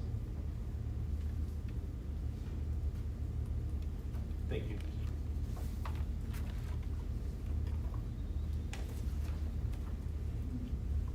Mr. Ackerman, how do you define a healthy school and district culture, and what strategies would you use to support staff morale, professional growth, and retention in Almont while still keeping the district Almont? If you encountered concerns about culture or climate in Almont, how would you diagnose the issue and begin addressing it? Did you guys already ask this question? Yeah, I'm sorry. I can answer it again if you want. No, you don't need to. I can ask many questions. Here we go. Sorry about that. Describe your experience in hiring school principals, and how will you support the new administrators in their roles while learning yours? So I've been part of hiring principals before. This would be my first as the lead guy. When I went into Reese, as the superintendent, principals were in place. But being the lead guy on this hire, I think culture is going to be number one. We want to look for people who can assimilate to the community, assimilate to the traditions currently here. But again, I really want to push things a little bit too. And sometimes that's going to be, it's going to be uncomfortable for some. When you're uncomfortable, that's when you grow.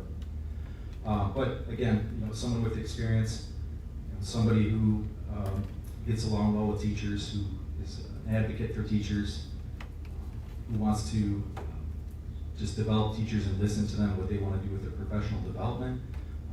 I'm not going to hire somebody that's going to be the iron fist. That's going to, they're going to call all the shots. I need somebody who's going to be collaborative, who's going to listen to the community, who's going to listen to the staff, but also somebody who's strong in making decisions. We have to be able to make decisions in these leadership roles, and we have to stand by them as well. Can you elaborate on just more like your process exactly? Oh, yeah, sure.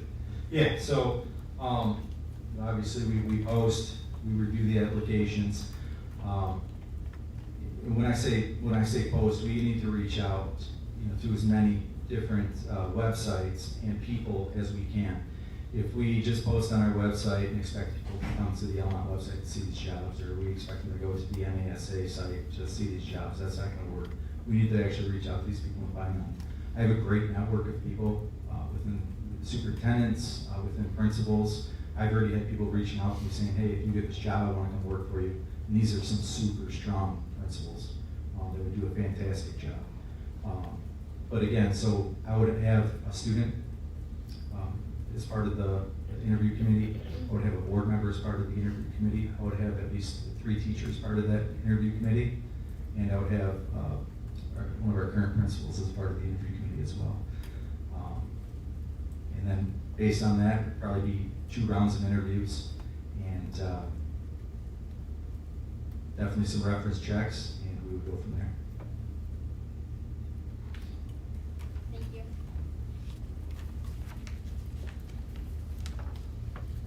Really quick clarify. So when you do that process, just because I've really been part of it, does the student, those teachers, do they all take part of that process from the first interview on, or do you like screen candidates first so they have like a small pool and then you bring them in? Like, how does that work? Yeah, I have them all review all the candidates.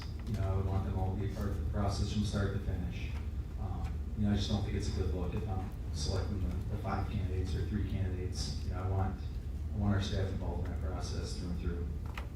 Cool. Thank you. Tell me about a time when you had to optimize a district department or implement a corporate style efficiency measure, such as a major budget reallocation or operational overhaul. How did you execute this shift while ensuring it did not negatively impact student learning or teacher morale? Yeah, just like I talked about putting that preventive maintenance program in place, that was a big cultural change for Reese. They have done everything on paper.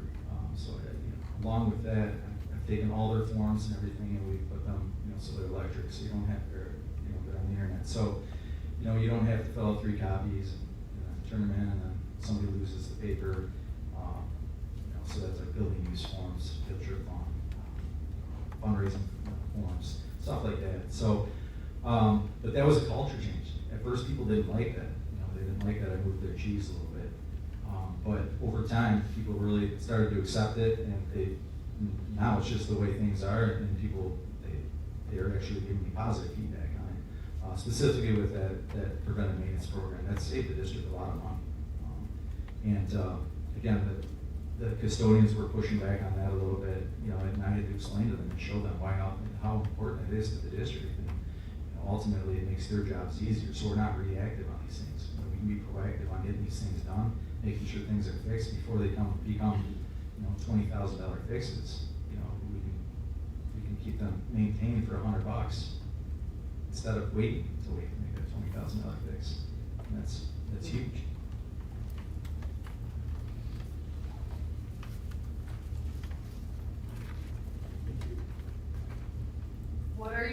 in this district will become under your leadership 5 years from now?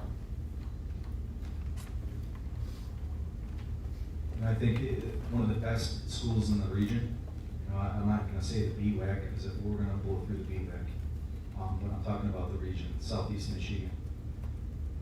And again, that's gonna be just a full team effort. That's gonna be everybody getting involved. You can feel it in any building that you walk into. You can feel like the climate. I don't know if you've ever walked into a school like that. Things aren't going well. You can just feel like it's just not a good feel when you walk in a building. It's cold, it's stale. So when we have people walk into our buildings here, I want them to feel warm. I want our community to feel welcome coming into these buildings. I'm gonna bridge that gap between the community. So it's one Almont. And I've done that before at other districts I've been in. I've taken districts that there was that broken bridge between the community and the program or the school district that I worked in. And I was able to build that bridge multiple times. That's my greatest strength, is really uniting people, bringing people together, developing culture. If you don't have a good culture, people aren't gonna enjoy coming to work. If our teachers don't enjoy coming to work, our students aren't gonna learn. So we have to really focus on our people first, and the rest kind of will fall in place. That's when you start passing bonds. That's when your student achievement goes up higher than it is now. So let's focus on our people, and the rest will fall in place. Thank you.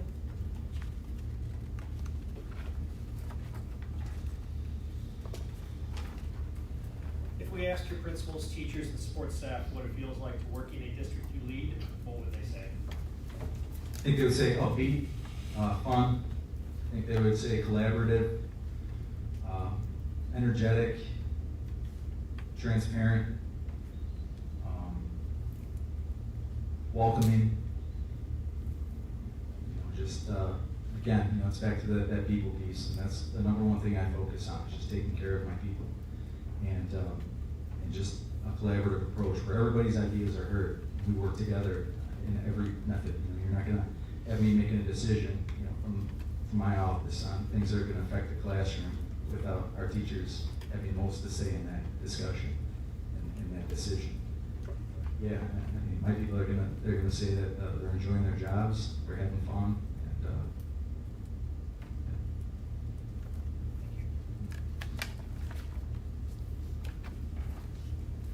Mr. Acker, where do you stand on the balance between punitive punishment, such as suspensions, and restorative practices of conflict resolution?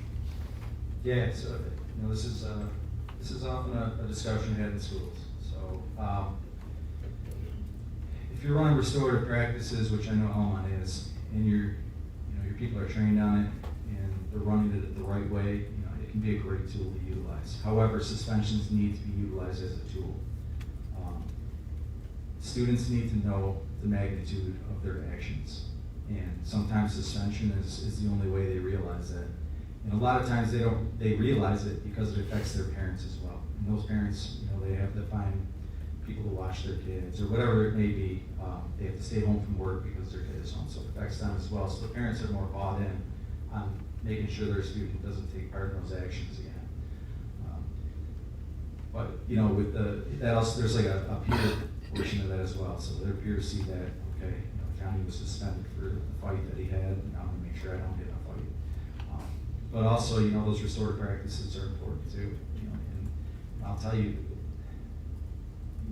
a lot of times parents, they push for like a matrix. If A happens, then B is the outcome. You just can't do it because all kids are different, all situations are different. If you have a reoccurring offender on something, they're going to get a different discipline than a kid who was protecting a kid who got bullied. It's going to be different. It's just not every case is different. Every situation is different. Every kid is different. Follow up on that.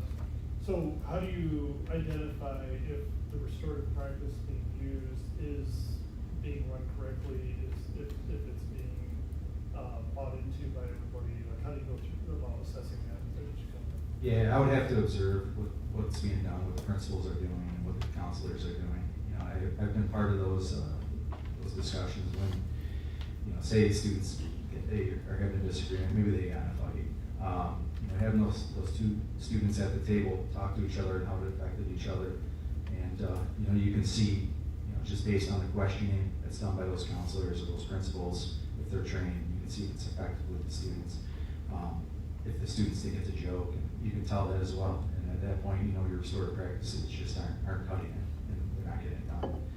There's different methods you can use to ensure that it's getting done the right way. But again, it goes back to being trained properly and make sure you're following through on it at the faculty. But yeah, so it can work if you're trained and use it as a tool properly. But suspension is a tool that needs to be utilized as well. Sorry, one more. So how do you make the distinction there? Like what goes into your decision-making process of whether it's a more punitive punishment versus, a restorative type punishment? Oh, okay, you should say, like, if it were a fight, how do you know to go with that suspension compared to the? Yeah. Yeah, I think, if it were a fight, I think you're gonna go to that suspension. I think it's, it's one of those actions that, you have to hold kids accountable. In real life, you don't get a restorative practice. Okay, when these kids are gone, we don't get to sit down in a circle and talk about it. Don't get me wrong, schools are for teaching kids, and we have to take those opportunities to teach those kids. But I tend to lean towards the suspension because it supports our teachers as well. A lot of times these incidents occur.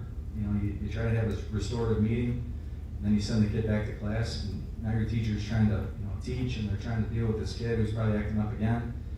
It's in a way we're not supporting our teachers. So we got to make sure we're supporting them as well. And sometimes that kid just needs some time away to gather themselves and take a breath. Thank you.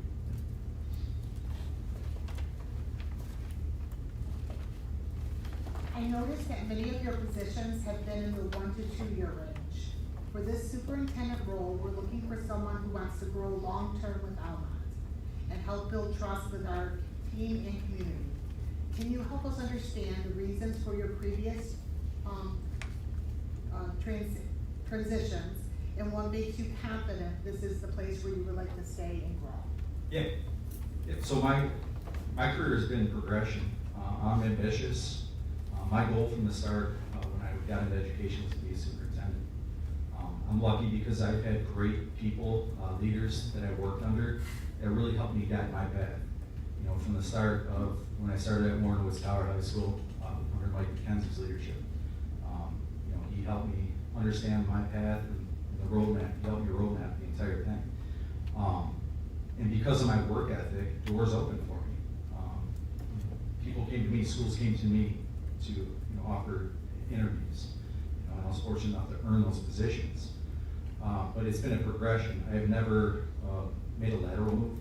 Every move I have taken has been either from assistant principal to principal to superintendent. Started with the athletic director to assistant principal, principal. Also from smaller schools to bigger schools to larger schools. I have never had to make a move because of a controversy or an issue. My evaluations have always been rock solid. I've never had any evaluations that were less than effective. And if you've talked to every supervisor I've had, they've supported me in these moves. So they wanted to help me in my career progression, and they've actually pushed me as far as my education as well, earning my master's, my specialist, and all of my doctorate here within a month. So. Thank you. Mr. Ackerman, follow up to that. So what, I missed maybe the last part of that, was what makes you confident this is a place where you would stay and grow? Yeah, so this is almost, well, first of all, I'm sick of making those transitions, okay, just to be blunt and honest about it. I'm at a point in my career right now where my goal was to always kind of be a BWAC size school district closer to home. And I never, as far as the superintendent role, I don't have any desire to be the superintendent in Armada because that's the district my kids attend. And throughout my experiences, I've seen kids of superintendents really had a rough go, throughout their school careers. And it made things tough for the superintendent as well, and tough for the teachers too.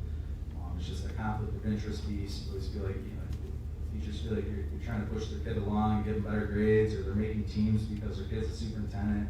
You know, it just makes things, makes it quite tough for all parties involved. So, you know, having known the Almont district really well, you know, again, I had my first job here, working down the road here the last 5 years with Blake's. I'm very familiar with the community, many of the people in the community, and it's just, it's a great fit for me. You know, and as I stated to you in my last interview, this is the only job search on it.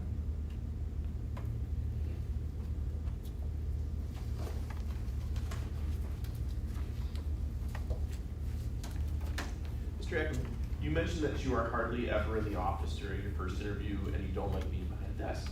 As this district is bigger than Reese with almost twice the budgeted staff than your current one, what will it look like to make sure all the desk work still does get completed? Yeah, so I mean, we all have computers in our hands, and a lot of that desk work is returning emails and communicating efficiently. So, you know, I'm always able to communicate via phone, via text, via email to parents. You know, again, I talked about Apogee for my last interview. I installed Apogee at Reese, and that really allows me to communicate with parents effectively via text, phone call, and email, just from my phone. That work always gets done. I mean, I don't push that aside, but I'm always going to put students first too, and I want to make sure that I build that relationship with our students. They have to feel comfortable telling me what's going on in these buildings if something's wrong. And that goes along with teachers too. Teachers need to feel open to communicate with me. And if I'm not visible, they're not going to do that. So I put that above the desk work, but I don't miss deadlines. I don't miss communication. I'm efficient in what I do. I really organize my days efficiently to make sure I'm taking care of those things. And you know, that's helped me be successful on this path. Thank you.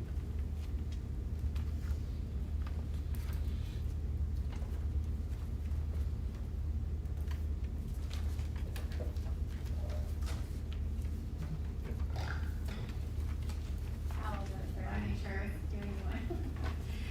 Mr. Ackerman, how do you approach setting district-wide priorities that balance student needs, staff capacity, and community expectations, all while ensuring Almont stays focused on long-term goals while still responding effectively to immediate challenges? Can you repeat that one more time? Yes. How do you approach setting district-wide priorities that balance student needs, staff capacity, and community expectations, all while ensuring Almont stays focused on long-term goals while still responding effectively to immediate challenges? Yeah, so it goes back to conversation early on. You know, that's kind of part of the phases here that we've discussed, and really identifying those priorities for those students and the staff and the community. So I'm going to do that early on, and you know, I'm going to be open and transparent with that by putting it on our website and making sure that everybody understands what those needs are, what those priorities are, and when we're going to achieve them. You know, it's not just talk; it's action. And you know, that has to connect to your strategic plan too. So all those discussions need to cascade from the strategic plan, which are your long-term goals. With one of your strategic plan goals being that communication piece, well, that's done for you right now. All we have to do is just kind of switch a little bit of that information, but that took me about 6 months to build with that communication plan. But that could fit pretty much any school district.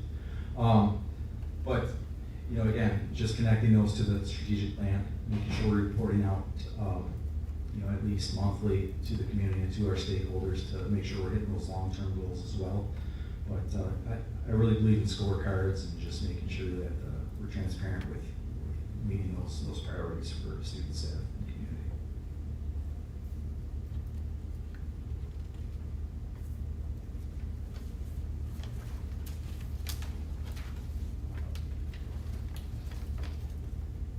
What would be your plan to get a bond passed to secure funding for the district? I mean, I think the first step here in Almont is to stop talking about bonds.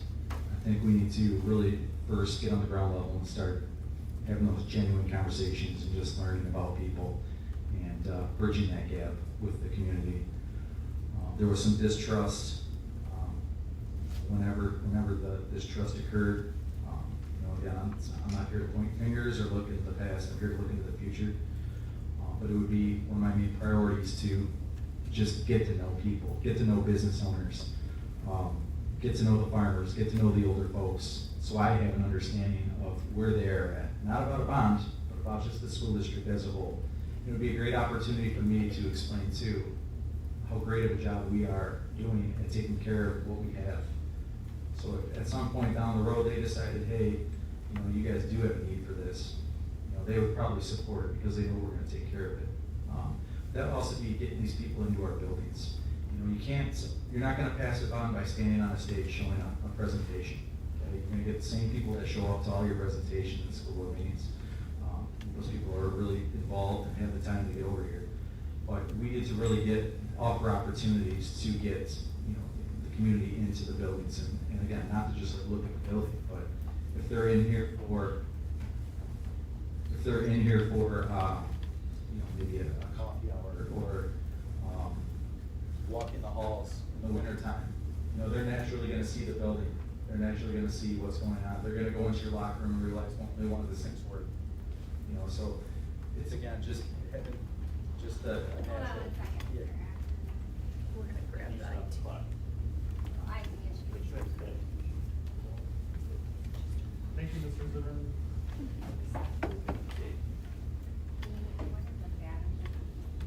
Maybe trade things.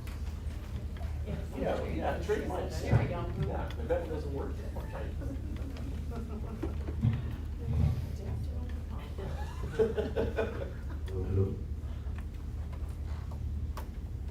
Okay, sorry about that. Oh, that's all right. So again, it just goes back to getting people in the building so they can naturally see the state of our needs. Again, so if they have to use the locker room, they see that only one of the sinks work, and that's just an example. I don't know if that's actually the case. We can't just go out and talk to people one-on-one. We just have to form relationships, get them in here. Once those relationships are established and we understand where they want to go as well, then we can usually meet on these things.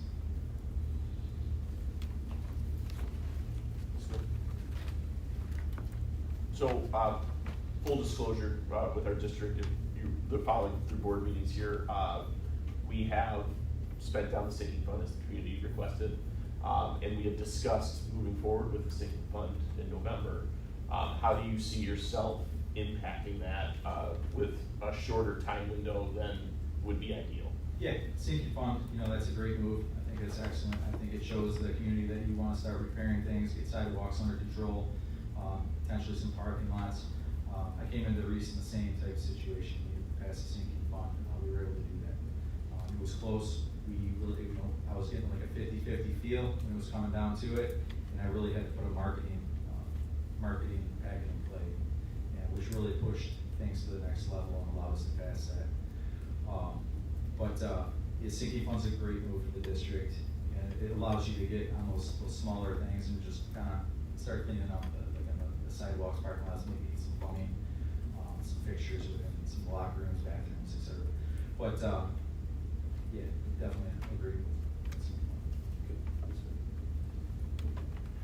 So you said you put a marketing plan in place. What did that look like? 'Cause we were probably really close to 50-50 in the last sinking fund 2 years ago. So what did your marketing plan look like that you developed for Reese when you felt the same situation that we were in? Yeah. So one area we were missing was the farmers and the older folks, and so we sent the cards out to them. I think you guys are doing that as well right now for your operating lunch, which is great. It reaches those people as well. Some are just going to rip them up and toss them in the garbage, but we also put them in the church bulletins. Okay, I had coffee chats with every Monday and Wednesday, where the older folks could come out and just have conversation and ask me questions, and really ultimately that pushed things over the edge for our sinking fund. Those conversations, and really reaching, because those older folks, they don't use Facebook that much, they don't use social media, they don't go on your website. But another piece of that with the website, for those who do view it, you need things to just be concise and easy to read. A lot of times, I did some research on this. I looked at every school district 2 elections ago that passed the bond and those that didn't. And I looked up each of their websites. And the ones that passed them, all their information was very clear and concise, easy to understand, easy to read. The ones that didn't, it was like pages and pages of things that you had to read through and try to decipher and understand.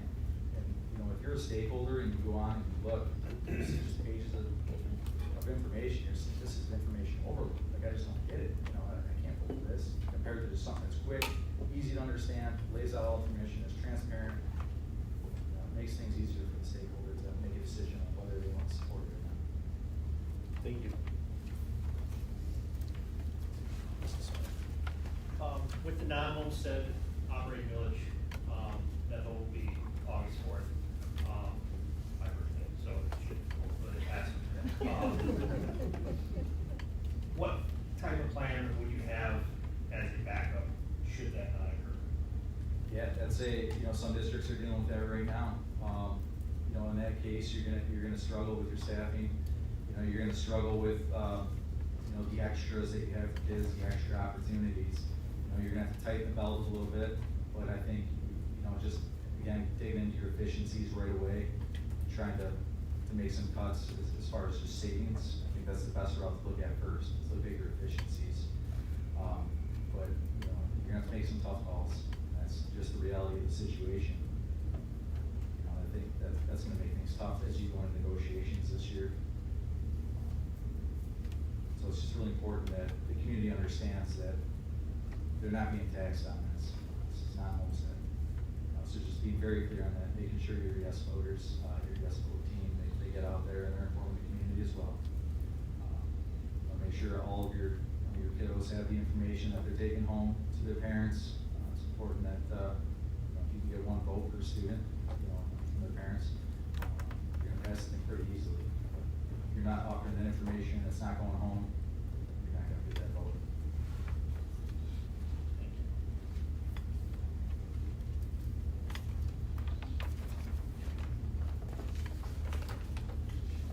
Anybody else have any other questions?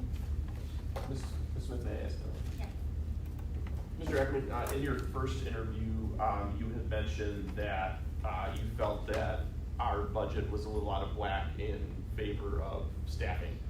Can you go into detail on that and what it might look like in the course of a year or 2 years to get that corrected? Yeah, so I think that, you know, what I did in Reese was, I came into a declining enrollment situation. What I did was I put a marketing plan out there where I was geofencing different areas. So I was geofencing all the surrounding districts, and I was highlighting all the great things that we're doing in Reese. And our enrollment increased 3% right away. And again, 5%, we're looking at a 5% increase. We won't know that until obviously the school year starts, but we're looking at about a 5% increase this year.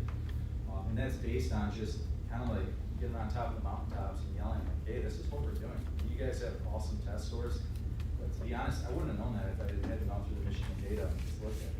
You know, these are things that we can really communicate out and brag about, and people are gonna wanna be part of it. But also, so it goes to keeping your kids. You wanna keep all your students. That's definitely gonna help with that situation. You be able to close that gap a little bit. I think you have an opportunity to add another GSRP lesson, another section, you need 3, you currently have 2. Once you get those foundational students in there at the bottom level there, they're gonna stay in your district likely, and it's just gonna keep compounding as they go on. So you're gonna have that section, that extra section of students that keeps compounding through. So that's another thing we did in Reese, is we added that GSRP section. So that's a huge part of our enrollment increase as well. But that's how you close that gap. Is number 1, keeping your kids, and then adding sections to add more students to the district. Because once your students are gone, they're gone. You're not getting them back. It's unfortunate, but it is. And there are so many opportunities here that I think a lot of kids in surrounding districts would be excited about. But if they don't know what those exciting opportunities are, they're not gonna, they don't know what they don't know, so they're not gonna come to school. One more follow. And then so in Reese, because obviously it's very good that you've got enrollment going up when the rest of it's declining. Did you find that you captured that through retaining Reese residents or Reese community schools? I don't know where your district is, if it goes outside of Reese, but and then or did you bring in school choice students in those numbers? It's a little bold. So with those GSRP students, by adding that section, you're able to bring in more Reese students compared to those students going to like Carroll because they had open spots. Whereas we would fill those 2 sections right away, and we would have to turn them down. So once they're gone, especially those lower levels, right? So by adding that section, we retained those Reese kids. idea is just keeping the district. But, you know, as far as older students and hearing about the great things that we're doing, you know, our academic achievement, our athletic programs, the different clubs we have, our FFA program is unbelievable. That attracted students to us. So that's how we brought in those school choice students. And that's directly tied to the marketing. We do offense in those areas. If you're driving through Vassar and you open your phone on Facebook, you know, a Reese ad's gonna pop up about our FFA program. So it's that parent that's on the fence, you see that pushes them to us. You know, we had over 11,000 just clicks on the ad itself, and we had over 100 actually fill out the form to receive more information.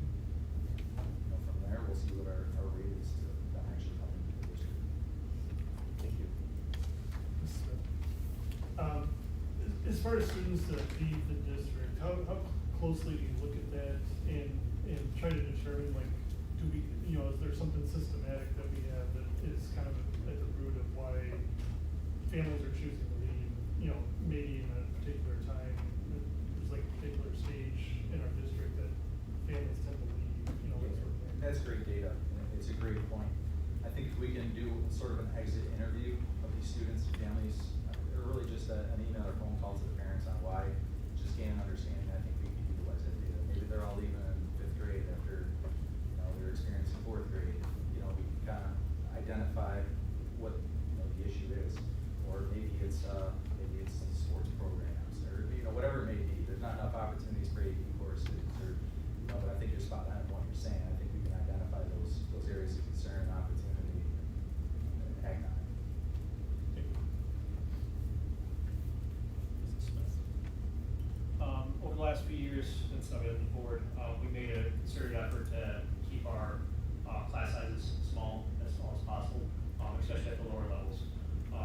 At Reese, what average class size would you have? Yeah, at the elementary school, we have 25 at our lower L. We have 28 at our upper L. We try not to get above 28 in any of our classes. Obviously, we do, the teachers get paid an overload based on their teaching contract. But, you know, you try to balance that. You look at, okay, what's it going to cost us for a new teacher based on the overloads? You try to manage that because it's fiscally responsible, but there's a point where you got to really look at the classroom too. You got to say, okay, you know, they have 5 challenging students in this classroom. We can't play the numbers game on this one. We just need an additional teacher. It's going to cost us, but you know, we have to do what's best for kids. And again, all decisions are going to be rooted in what's best for kids. Even if we have to dip into the fund balance a little bit, that's what it's there for. At the end of the day, our kids are going to be achieving because of that decision. You know, might bring in 3 other students because of that, you know, which ultimately, you know, now we're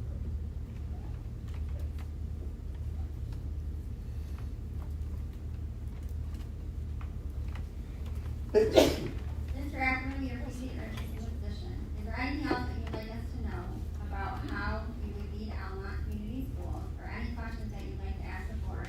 You also have the opportunity to oppose the What is the greatest strength and greatest opportunity of the board? The greatest strength and greatest, what was that? Opportunity Opportunity, for you, or for the district? for the district, for the board as a whole. Retaining our staff, again, we have a, well, hands down, the best staff, that's just seen through our students, through our parent engagement, our admins rave about staff all the time. I would say that's our biggest strength, and I think we have opportunity if we retain those individuals here to continue to make Almont better. I just appreciate your time. You know, I'm battle tested, I'm battle proven. Every stop I've made along my career, I've proven myself. And I've turned districts around, I've turned programs around. Culture is what I do. Culture is my greatest strength. And again, based on your candidate profile, culture is, a strong culture is what you guys do right now. I feel like I'm the right guy at the right time. And I appreciate the opportunity to interview here today. And excited at the potential opportunity to lead this. Thank you, Mr. Ackerman.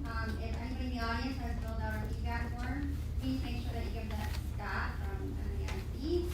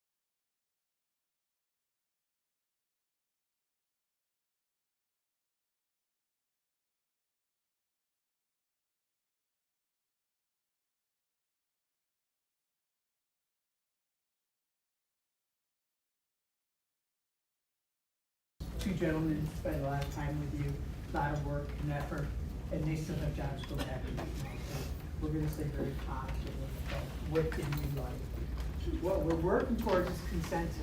It's not a vote. I can live with it, okay? May not be your perfect vote, but I can live with it. You want, when we're done, we want a consensus vote. It tells the new person, whoever it is, we're 100% behind you.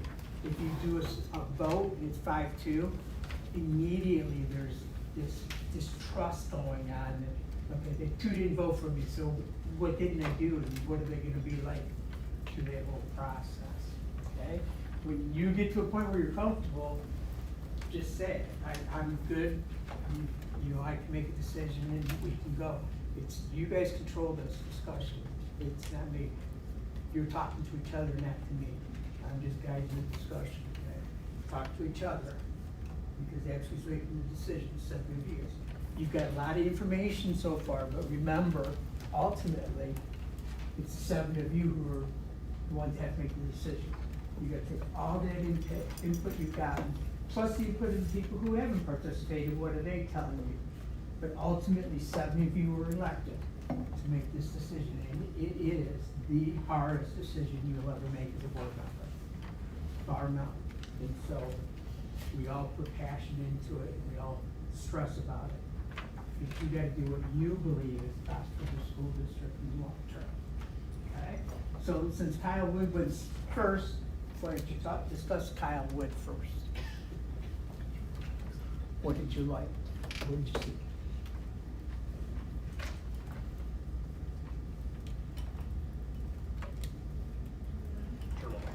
Got it.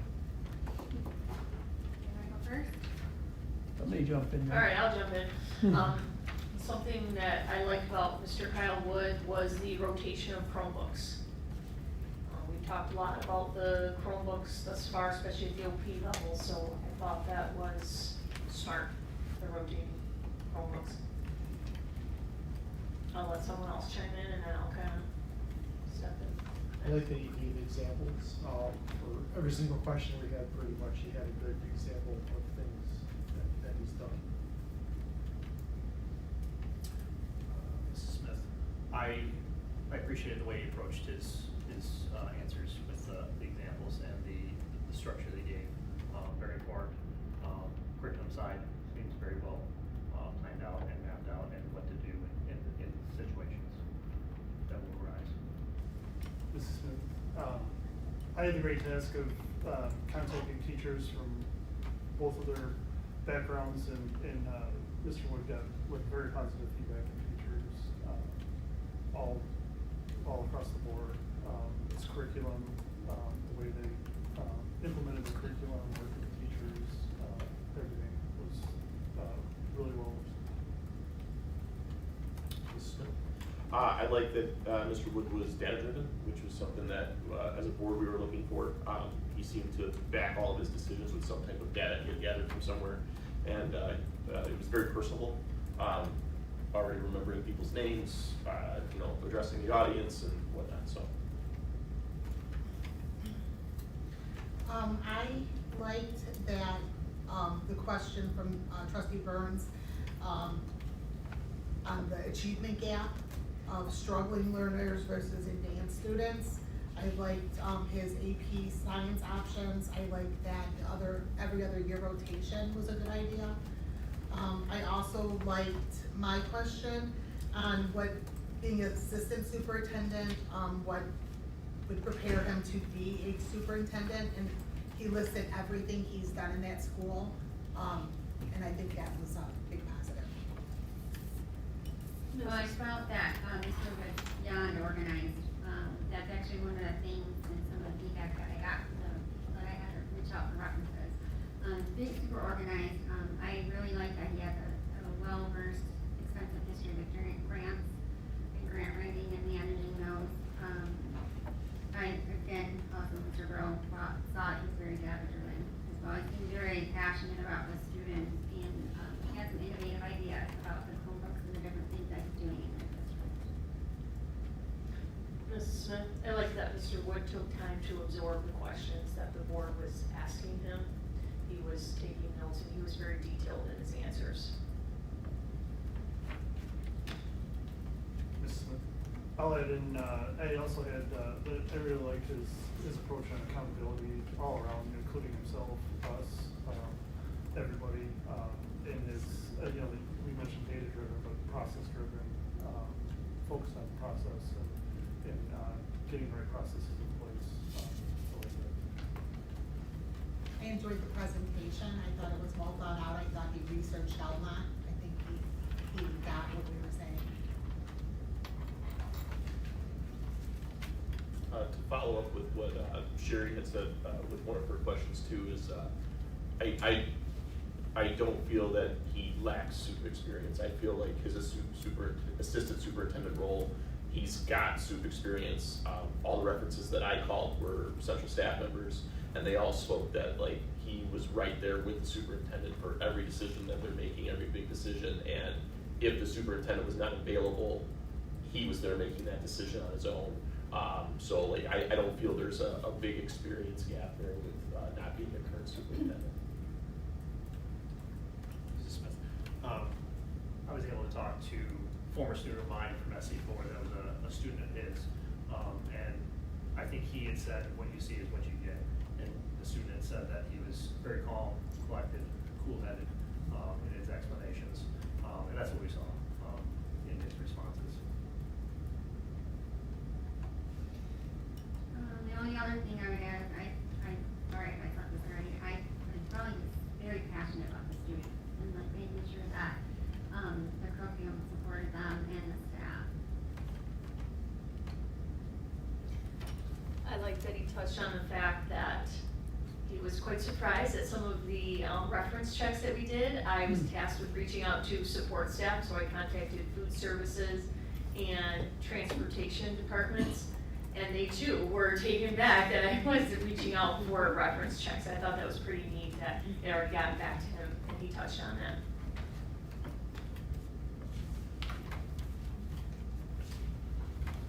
Anything else? Since we're only talking about those, I reached out to his superintendent and some other people, and pertaining to the natural gas leak they had, he was very calm and collected, very student focused, had everything. He wasn't waiting for people to make decisions for him, was my interpretation of it. He was on it, and I like seeing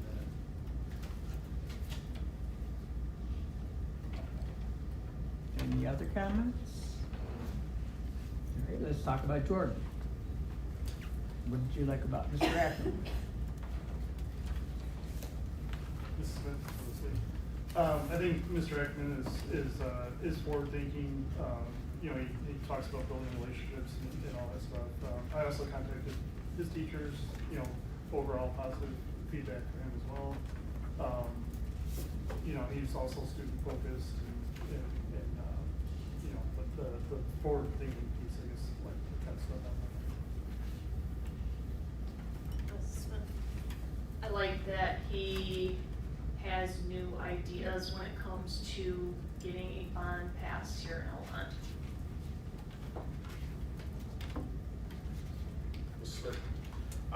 I wrote that I love that culture was his #1 strength. Obviously with the community there's been some damage that we need to repair, and I think that his voice could speak to that. He was very people-oriented and genuine in wanting to understand what everybody feels and thinks and listen. And then I loved to follow Mr. Burns that he was proactive on issues, like before they become issues, he's trying to solve problems, which was really good to see. I like that he said, he wouldn't do any classroom cuts, that he would look for more efficient ways to do things, and he mentioned, the gap, the water tanks, LED lights, and looking for grants to fund some of that. I'll build on that, noticing the deficiencies in how we process things in terms of looking outside for grants and the lighting. How can we, I think he had said in the first interview, we save $1, it goes to the bottom line, to keep that money here so that it's staying in the classrooms. I think that's the only goal that he was presenting in his process. And these are things that we've seen through our talks of the building side, the finance committee of what can we do different that maybe we haven't been doing. I think he's got ideas that would fit into that mold. I like that in general, Mr. Ackerman seems like he's very driven. He's, progressed very quickly, I think, in his career to, some pretty good jobs, and I think he's kind of a pusher. He's gonna keep us going forward. Some of the things that I have, Mr. Ackerman, is very well versed in improving culture. I think that was impressive to me. He's a current superintendent doing the role right now. Currently responsible for the budget. Definitely very visible and being visible is a big priority to him. And I can tell you, the staff that I called on, they were principals in his current district, and two of them, one principal and secretary were actually crying on the phone with me because they said he has just done such a great job with their culture and their schools, and they're happy for us, but if he were to leave, they knew it would be a huge loss for them. So you can tell he impacts people and takes the time to really get to know them and help them.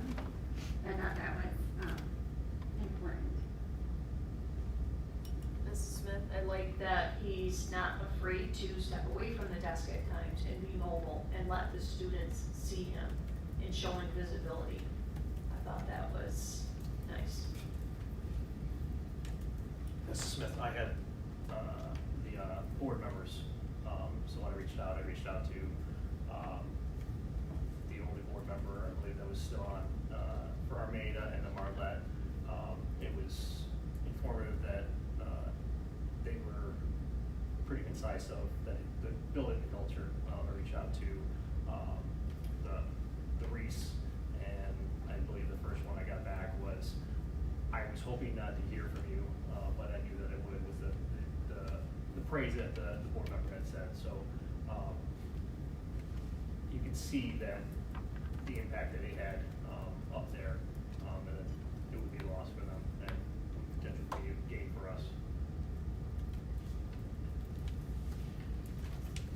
I like that he was working on his doctorate and would have that in a month.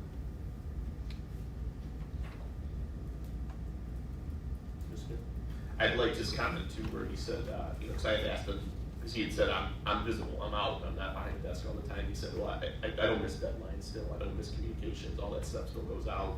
And I like that he identified a few points where, he took the time to, hey, our website needs some improvement on it, and, and he did that, and his marketing seems really good. So, after going through that communication plan there.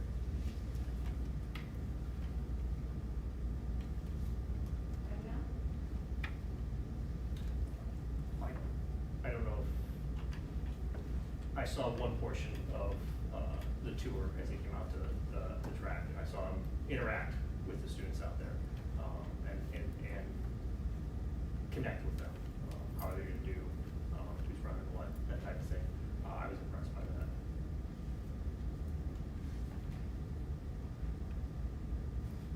Any other comments? Mr. Ackerman? Look in your binders, you should have a copy of the candidate profile that you built way back when. Right, we gave it to you that for the first session, one that said we're looking for this, this, and this. Should have you. It was in our original folder. We have to Google it. I thought I had it put in. That's. I have too many Make pages. it have a computer. Janae will pull it up on the laptop. Our business leader. While she's doing that, I know that finance was one of our biggest things that we were looking for as a board. So that's on there. And then we've been saying for the last 6 months, is this board has gotten together that one of our core features that we were looking for is data-driven decision making, for sure. prepare with the community. So, and I think we're already making the right steps, and I think either candidate will be pleased to hear what we've done for the last year to 2 years trying to improve the relationship with the community.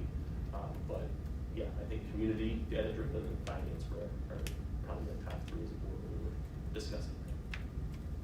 I think that we also had, superintendent experience, so, I think you're right, it was the finance, whether it be a thinking fund or bond in the future, knowledge of that, Right. with the data and all that, and then experience, and then culture. Did you find? Go ahead and read through that list.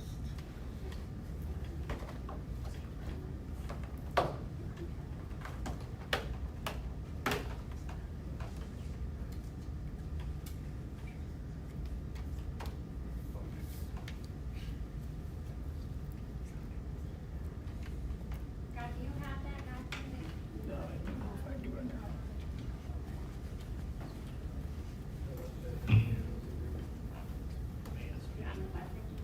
If you go into your email and do a search for MASB attachments.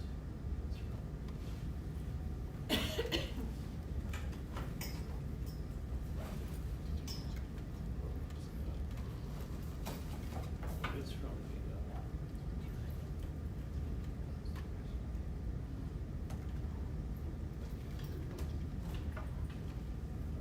it's from Cindy Rising. The audience is curious who's going to be the winner and find it first. All right, Jamie's pulling it up right now. All right. You got it? Jamie's got it. Okay. Jamie's got it, You want to read it? Yeah. Okay.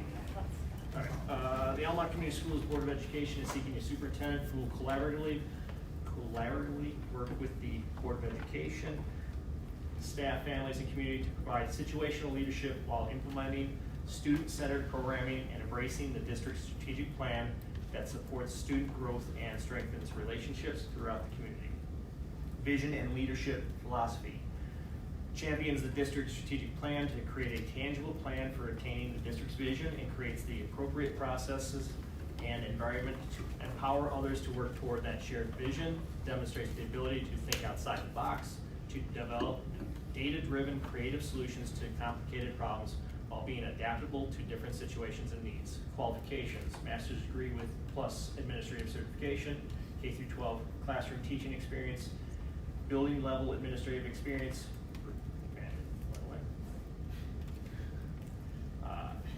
previous superintendent experience preferred. The other browser wants to open up. Strong fiscal and operational responsibility, including budget management and bond experience, proven track record with curriculum development and evaluation, experience with contract negotiation, labor relations, and human resource management, experience with facilities management, essential competencies, budget and financial management, strong knowledge of school financial matters with proven ability to develop, manage, and communicate complex budgets and bond millage initiatives, curriculum and student achievement, deep understanding of curriculum development with a proven track record of raising student achievement through a student-first approach and responsiveness to diverse learning needs, communication and community relations, exceptional communication skills across all formats, demonstrates transparency, accessibility, and responsiveness with the school board, staff, parents, students, and broader community, consistently follows up and follows through on commitments, team development and human resources, proven ability to develop and direct effective management teams, recognizes values, and affirms staff members, fosters professional development. Thank you. That's not it. So remember, you put that together 14 weeks ago, when there was no stress, we were just starting, and you said, this is what we're looking for. So now filter the two candidates against the list you built before all this started going through, and see which one meshes those kind of criteria, because that's what you said you wanted before all the stress jumped in and all of the voices in your head and everything you're going on.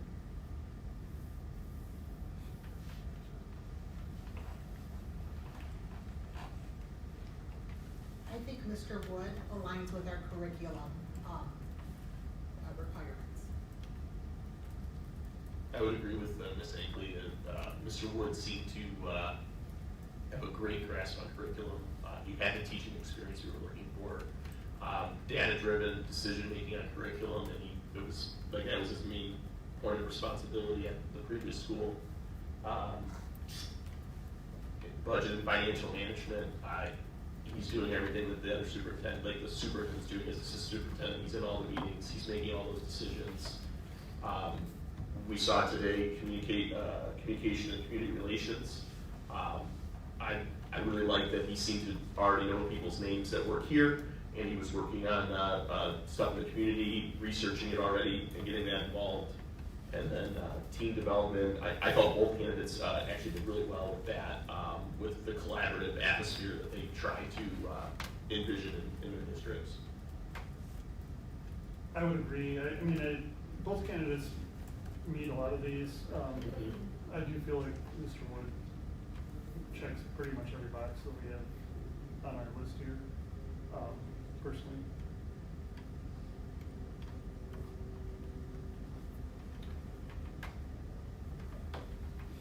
I agree. I agree with Mr. Wood. I think he's got an advantage in the curriculum and development there.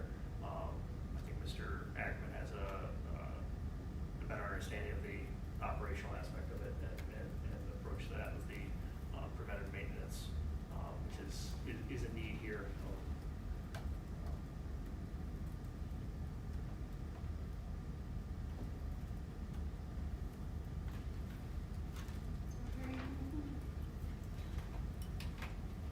I think kind of touching on what Mr. Reed says about facilities, I think Mr. Ackerman has a good approach to what he could do to better assist our facilities.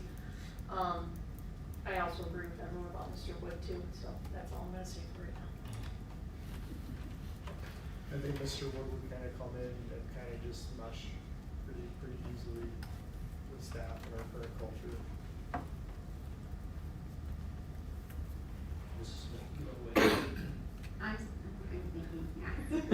I think both candidates check a lot of our boxes, which is why this decision is so challenging, right? Correct. Absolutely. Yes.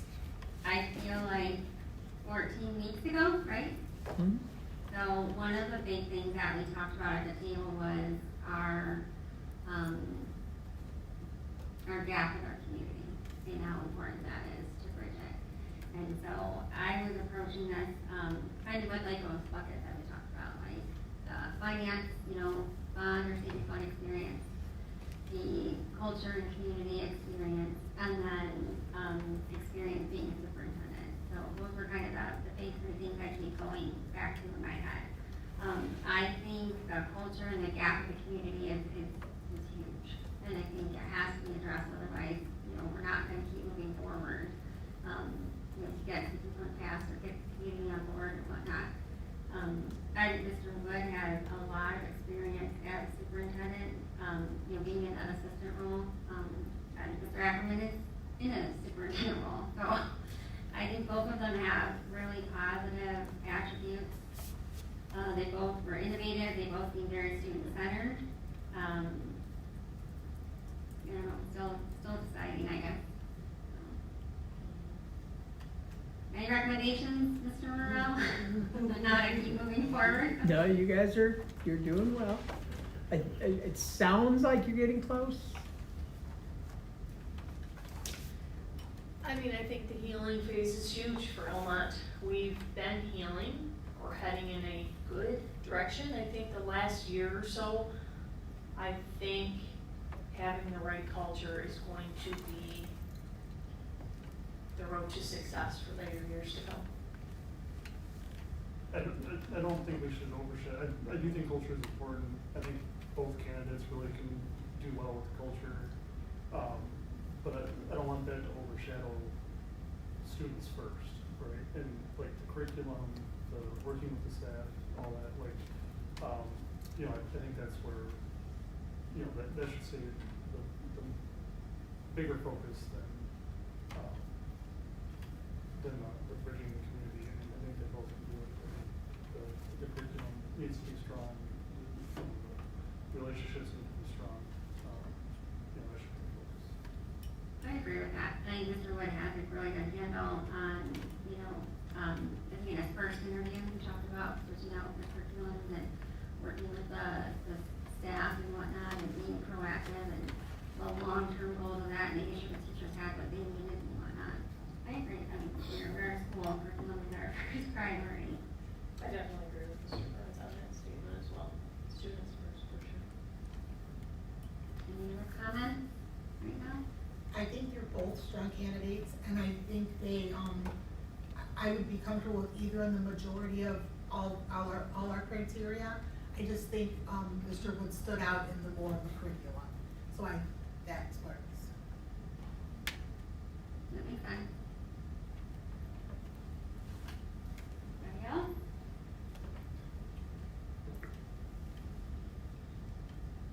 If we get close, everybody's got kind of a name. Are we coming to an agreement?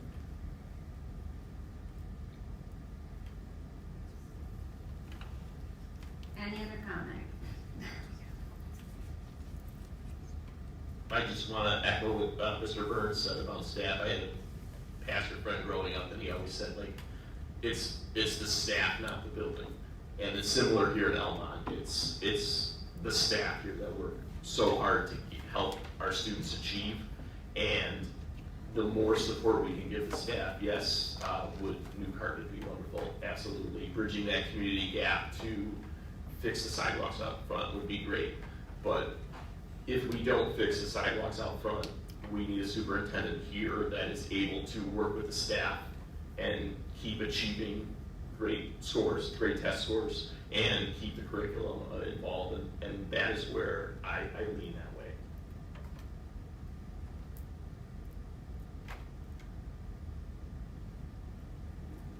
I agree with you, Mr. Burrell. I do think obviously curriculum is first and foremost at the school district. I think both candidates support their staff very well too. I mean, that was overwhelming in the responses that I got. They both seem to think outside the box and give different ideas on how to support their staff and keep the morale up and whatnot too. I have a question for you. Sure. But I don't know I can say it out loud. You don't have a choice. Sorry. Freeze.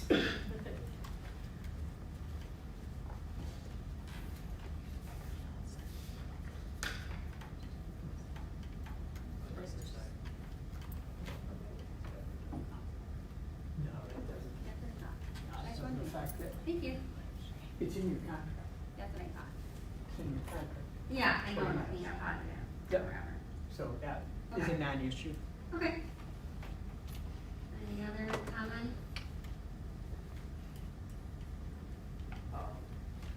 I want to thank Scott and all the stuff that MASB has done to get us to this point. We started 14 weeks ago with a survey that created this profile. We got 18, 19 applicants. We whittled it down to 5. We whittled it down to 2. I was really hoping that one would stand out. Sorry. I know. We're sorry we got you two good candidates. I think we'll do well with either one. They both had, in terms of what we got from the community, same concerns, but you're gonna have that regardless. But which one will be the best for us to move forward? I think that's critical. Keeping the things that we have and improving the areas that we need to, I think are the priorities. Find the candidate that'll do that. I made a joke earlier that I like this process so much, let's do it all over again. Not so much. Huh? No, You can do that, Mr. Ray. No. Remember. no, It's tough. I come in with thinking one, and then the interviews, and then back and forth. I think we will do well with either one. And move forward from there, so I would recommend that somebody make a motion. I'll make one. Mr. Burns?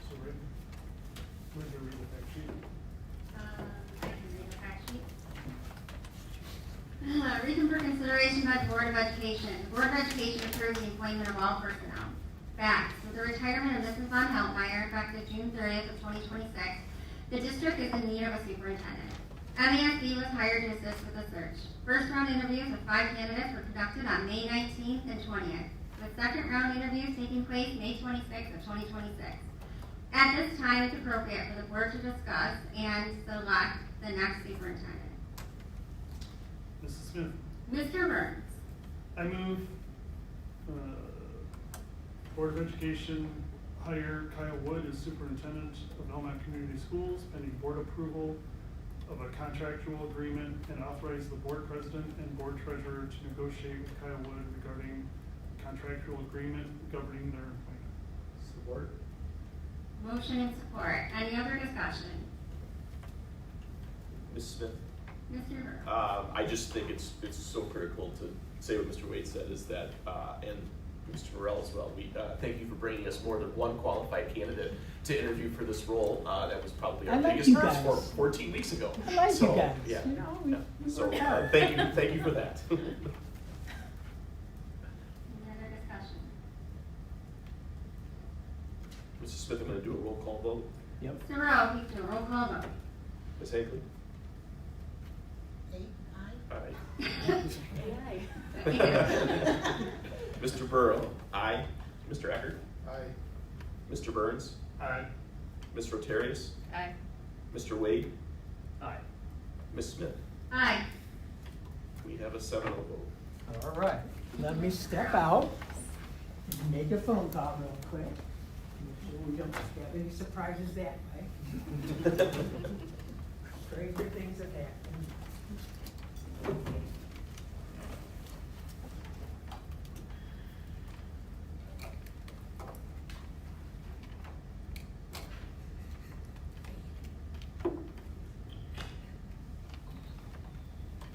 While he's making that phone call, audience, thank you so much.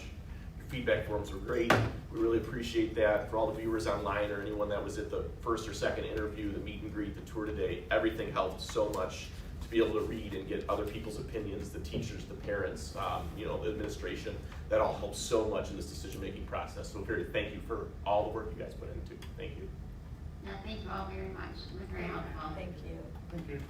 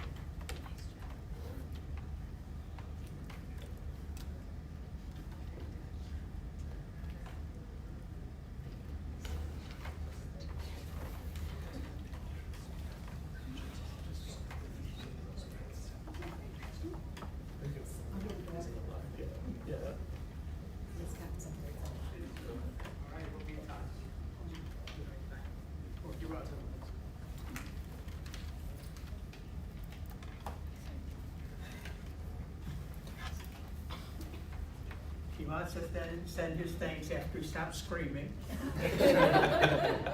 He's very excited and he appreciates the opportunities, looking forward to it. Ms. Smith, I told him you'd be in touch with him to start the discussion of the contracts, that he would not be superintendent until he signs the contract and the board approves that said contract. So, but you have a superintendent. He's excited and he thanks you for the opportunity. I want to thank you guys. You did a wonderful job doing the search, with taking it seriously, doing the legwork. When they talk about references, there's 2 pages of references. I kept getting reference after reference from them to say, hey, I got hold of this one and that one. They really did their due diligence. They've read all this background material. They've really done their homework. So I think you couldn't get hurt with either one. And I congratulate you on your decision. I think you've done a great job. I think it's exciting. We will, after July 1, so 60 days, then we're in mid-August, we'll do a transitioning workshop. We'll all come out and meet with boards and the new superintendent. We'll see where you're at and what we can do to help. keep that going. We don't wanna just throw it in the wall, so that's part of what we do, transition. In the meantime, I'm always available for calls and support, but at least you get a few nights off, not having to stress about this anymore. All right? Thank you. As we finish this phase of our search, I want to offer our sincere appreciation to everyone who's participated. Your engagement reflects the strength and commitment of our community. We're grateful to both finalists for their professionalism and to Scott Morrell from MASD for his guidance throughout the process.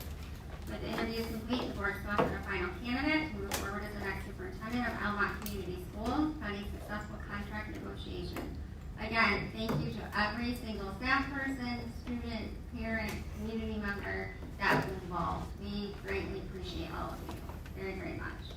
At this time, there will be questions and comments from the board. Anybody like to be recognized from the board? Mr. Wade? I just want to say thank you for the effort you put into this.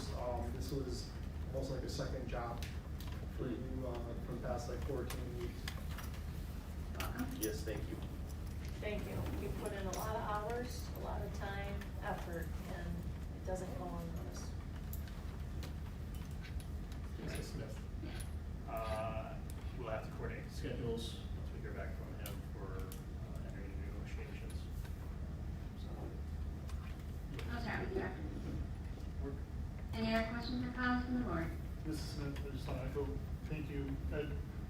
Most people don't understand the president role takes on the brunt of the work, and Vice President Eckert has helped out with that. So thank you both. And thank you to everybody that's shown up, gave me feedback, I've read every single piece of feedback, it all goes into consideration. So thank you, and, yeah. I would just want to comment, thank Mr. Eckert. He was a very big help to me. Things I thought a couple times I knew some things, and I really appreciate it. And to all my 12 board members, the amount of time and effort and responsibility you all took, I'm grateful to each of you. So, any future agenda items? Mrs. Smith? Mr. Burrow? I move the Board of Education and the special meeting Tuesday, May 26th at 9:38 p.m. Support. Motion and support. Any discussion? Discussion? All in favor? Aye. Any opposed? Motion carries. Good night.